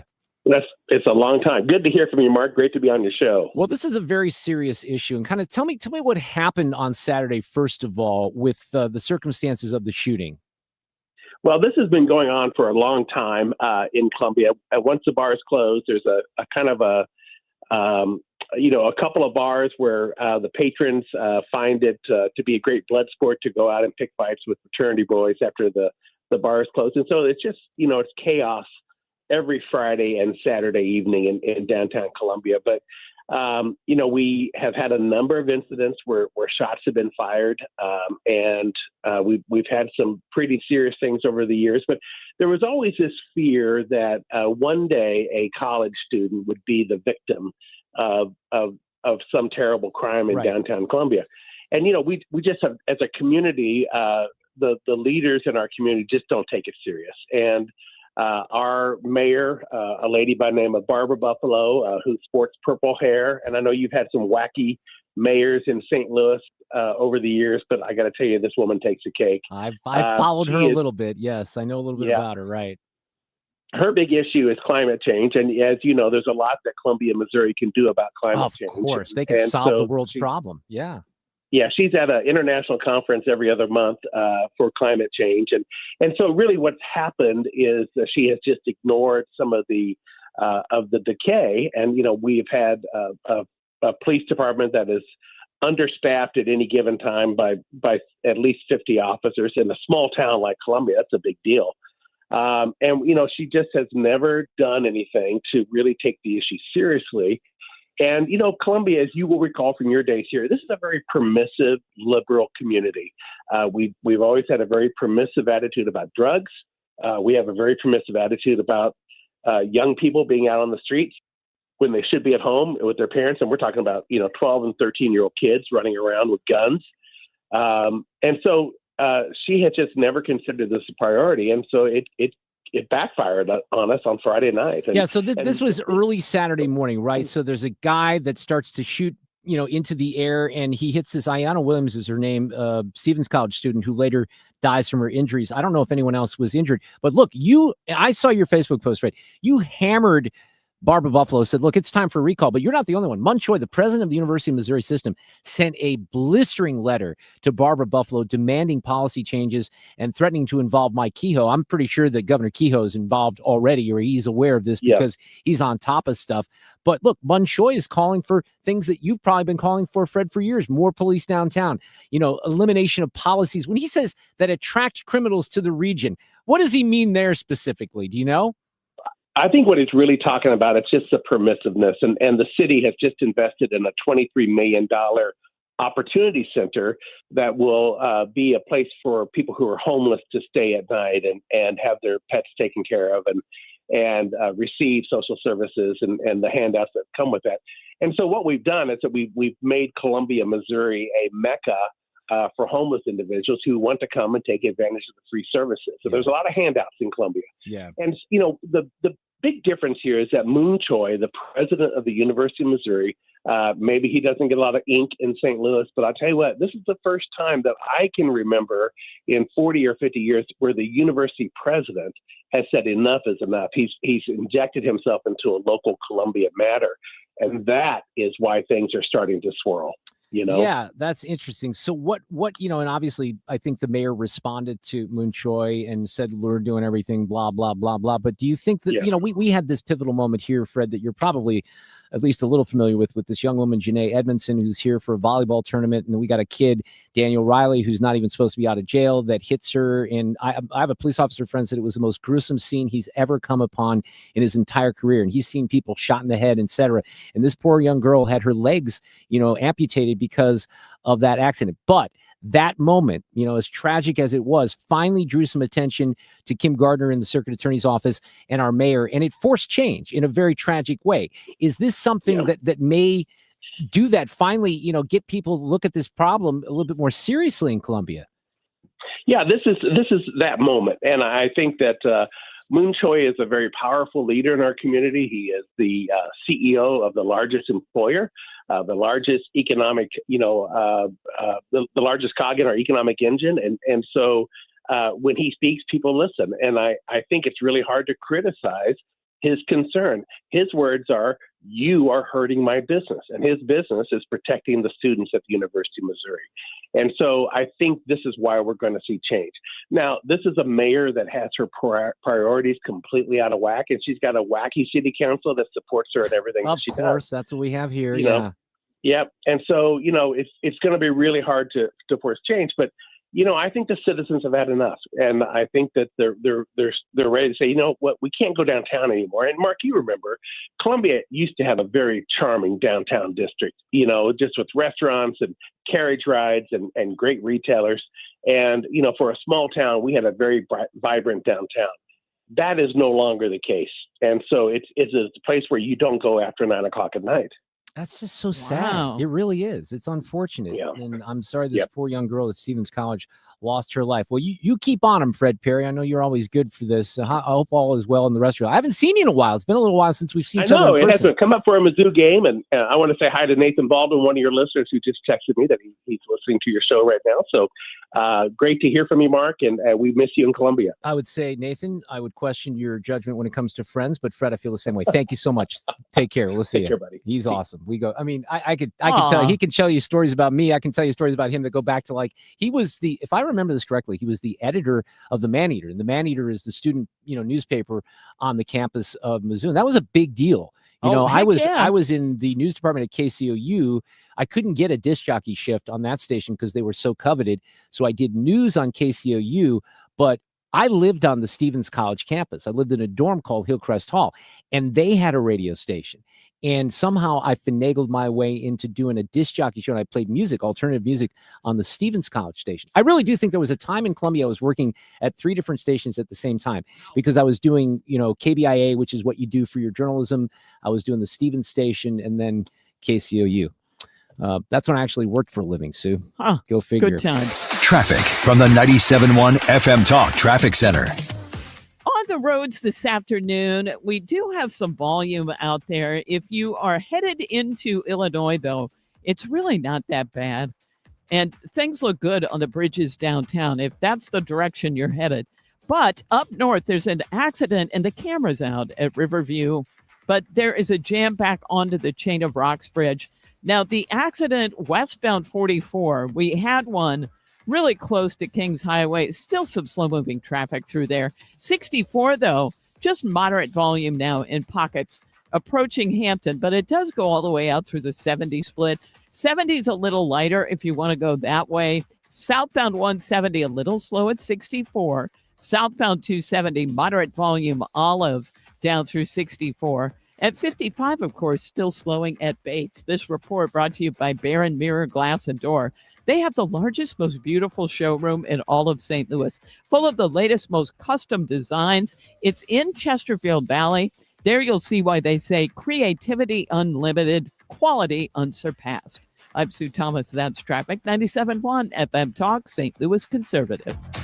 We had a great on-air conversation with Susan L. Ward from STLFamilyLaw.com. She is a family practice, a divorce attorney. She was in the building visiting with some of the other stations. Susan spreads the love around amongst the audio stations, and we appreciate her because she makes this all happen. But it really was an interesting conversation. You can always use the Odyssey app and rewind back to the 4:30 segment right after Sue's News. In the meantime, if you need her help in this particular area of the law, and it could be divorce, any issues related to kids, domestic partnerships, domestic violence is something they handle as well. And she's got a brand new, big, beautiful office near 270 in Manchester in De Pere. They're very proud of that. The website is always there for you. And there's a confidential consultation form. So reach out as soon as you think you need to, and as soon as you think there might be a problem in the marriage, because Susan and her team will prevent you from doing things that come back to haunt you. That's what I can tell you there. So call and contact them if you need to reach them on the phone, 314-783-9400. The website, STLFamilyLaw.com. The focus on family law and the emphasis on you. Join us October 23rd at Lit Cigar Lounge as we celebrate 25 years. Enjoy drinks from Lore Wine and Spirits, Old Dominic Distillery, and Rayburn Wines, plus live music by Pretty Weeds and more. Tickets at 971talk.com/events. Presented by Rhino Shield and U.S. Men's Medical Center.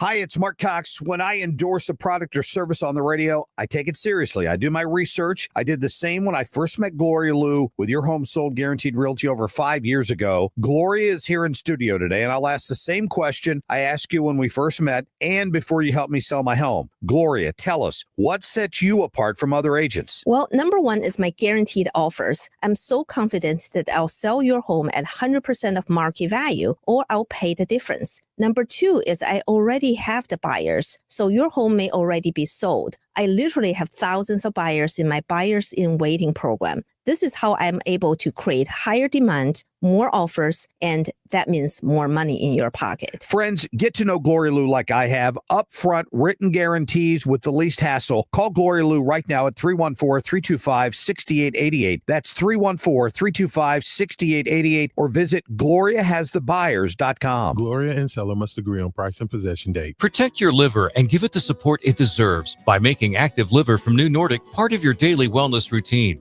Find Active Liver in stores at your local CVS, Meijer Grocery, or online at Amazon or at newnordicusa.com.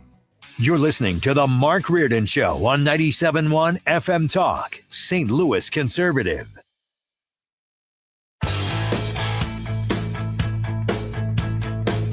Okay, hang on. Let me change the music here just temporarily. Bear with me here. Let's do this here.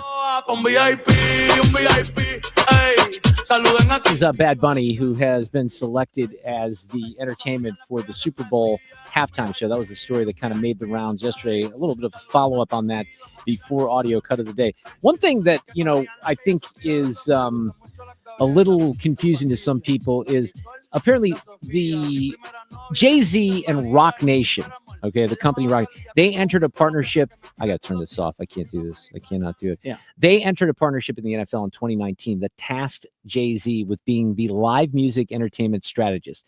And he was supposed to assist, of course, with social justice reform initiatives.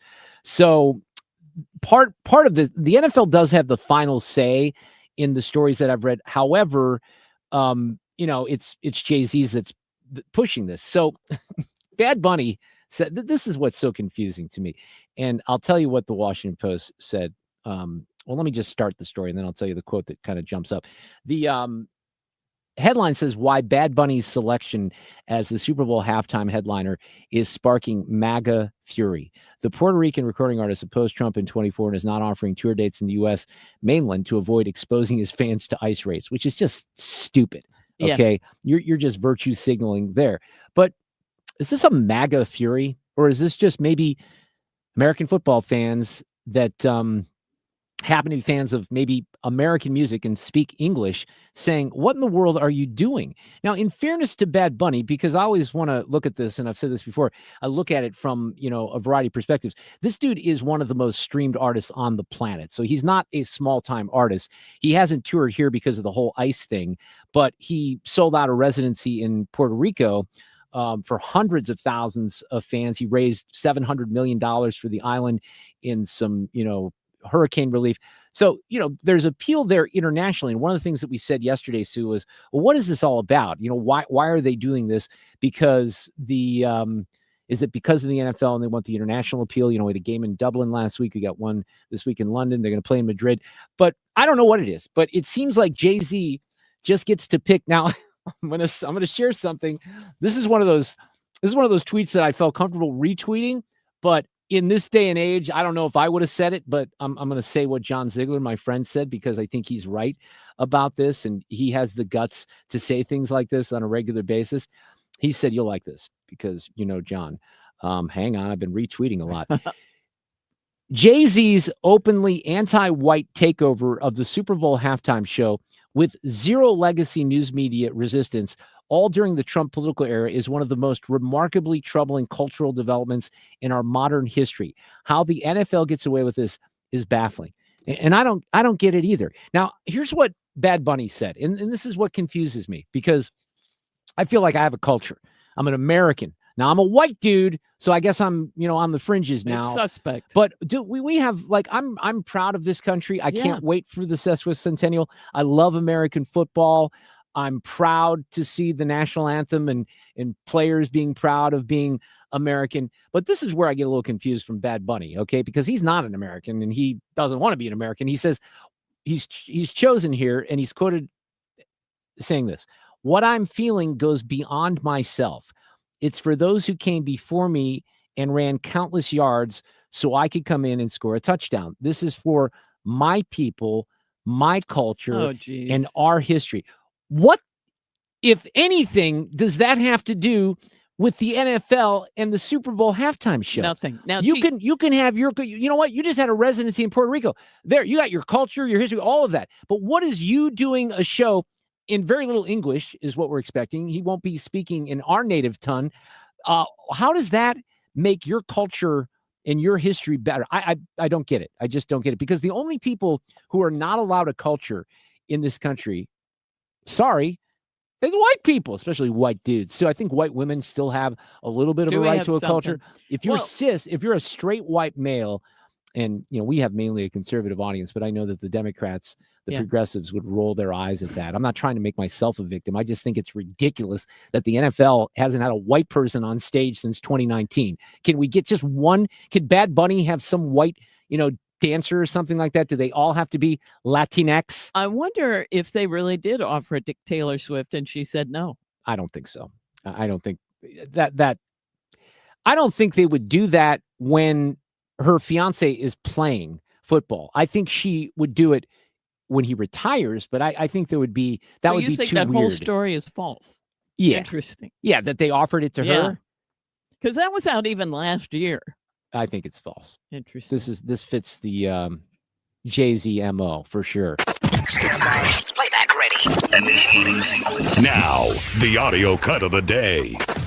Well, I've played a few of these, but it has to be Pete Hegseth's speech this morning at Quantico at a Marine base there before all of the military brass from across the world. But if the words I'm speaking today are making your heart sink, then you should do the honorable thing and resign. We would thank you for your service. But I suspect, I know, the overwhelming majority of you feel the opposite. These words make your hearts full. You love the War Department because you love what you do, the profession of arms. You are hereby liberated to be an apolitical, hard-charging, no-nonsense, constitutional leader that you joined the military to be. Yeah, there's a new sheriff in town. Another way to put it is peace through strength, brought to you by the warrior ethos. And we are restoring both. We lost our way. We became the woke department. but not anymore. And this has to be my favorite. No more identity months, DEI offices, dudes in dresses. No more climate change worship. No more division, distraction, or gender delusions. No more debris. As I've said before, and will say again, we are done with that. So there's not going to be two standards for men and women in the physical fitness test. That seems, if people complain about that on the left, doesn't that acknowledge that men are different from women? It does. They best be careful about that. Traffic from the 97.1 FM Talk Traffic Center. Traffic thinning out nicely. Now, you may encounter still a slow go. Westbound 270 at Riverview, where we had an earlier accident. Westbound 70, just some moderate volume at Jennings Station Road, and then headed for Highway A. 64, still slow at Hampton. Eastbound slowing on either side of 170. And then out west, just moderate volume out in the Prospect area. Now, other than that, we're good. Southbound 270 in good shape, and 55, just a little slow at Bates. We still look great headed into Illinois. I'm Sue Thomas, and that's traffic on 97.1 FM Talk, St. Louis Conservative. Climate Masters. We specialize in older homes. Climate Masters Heating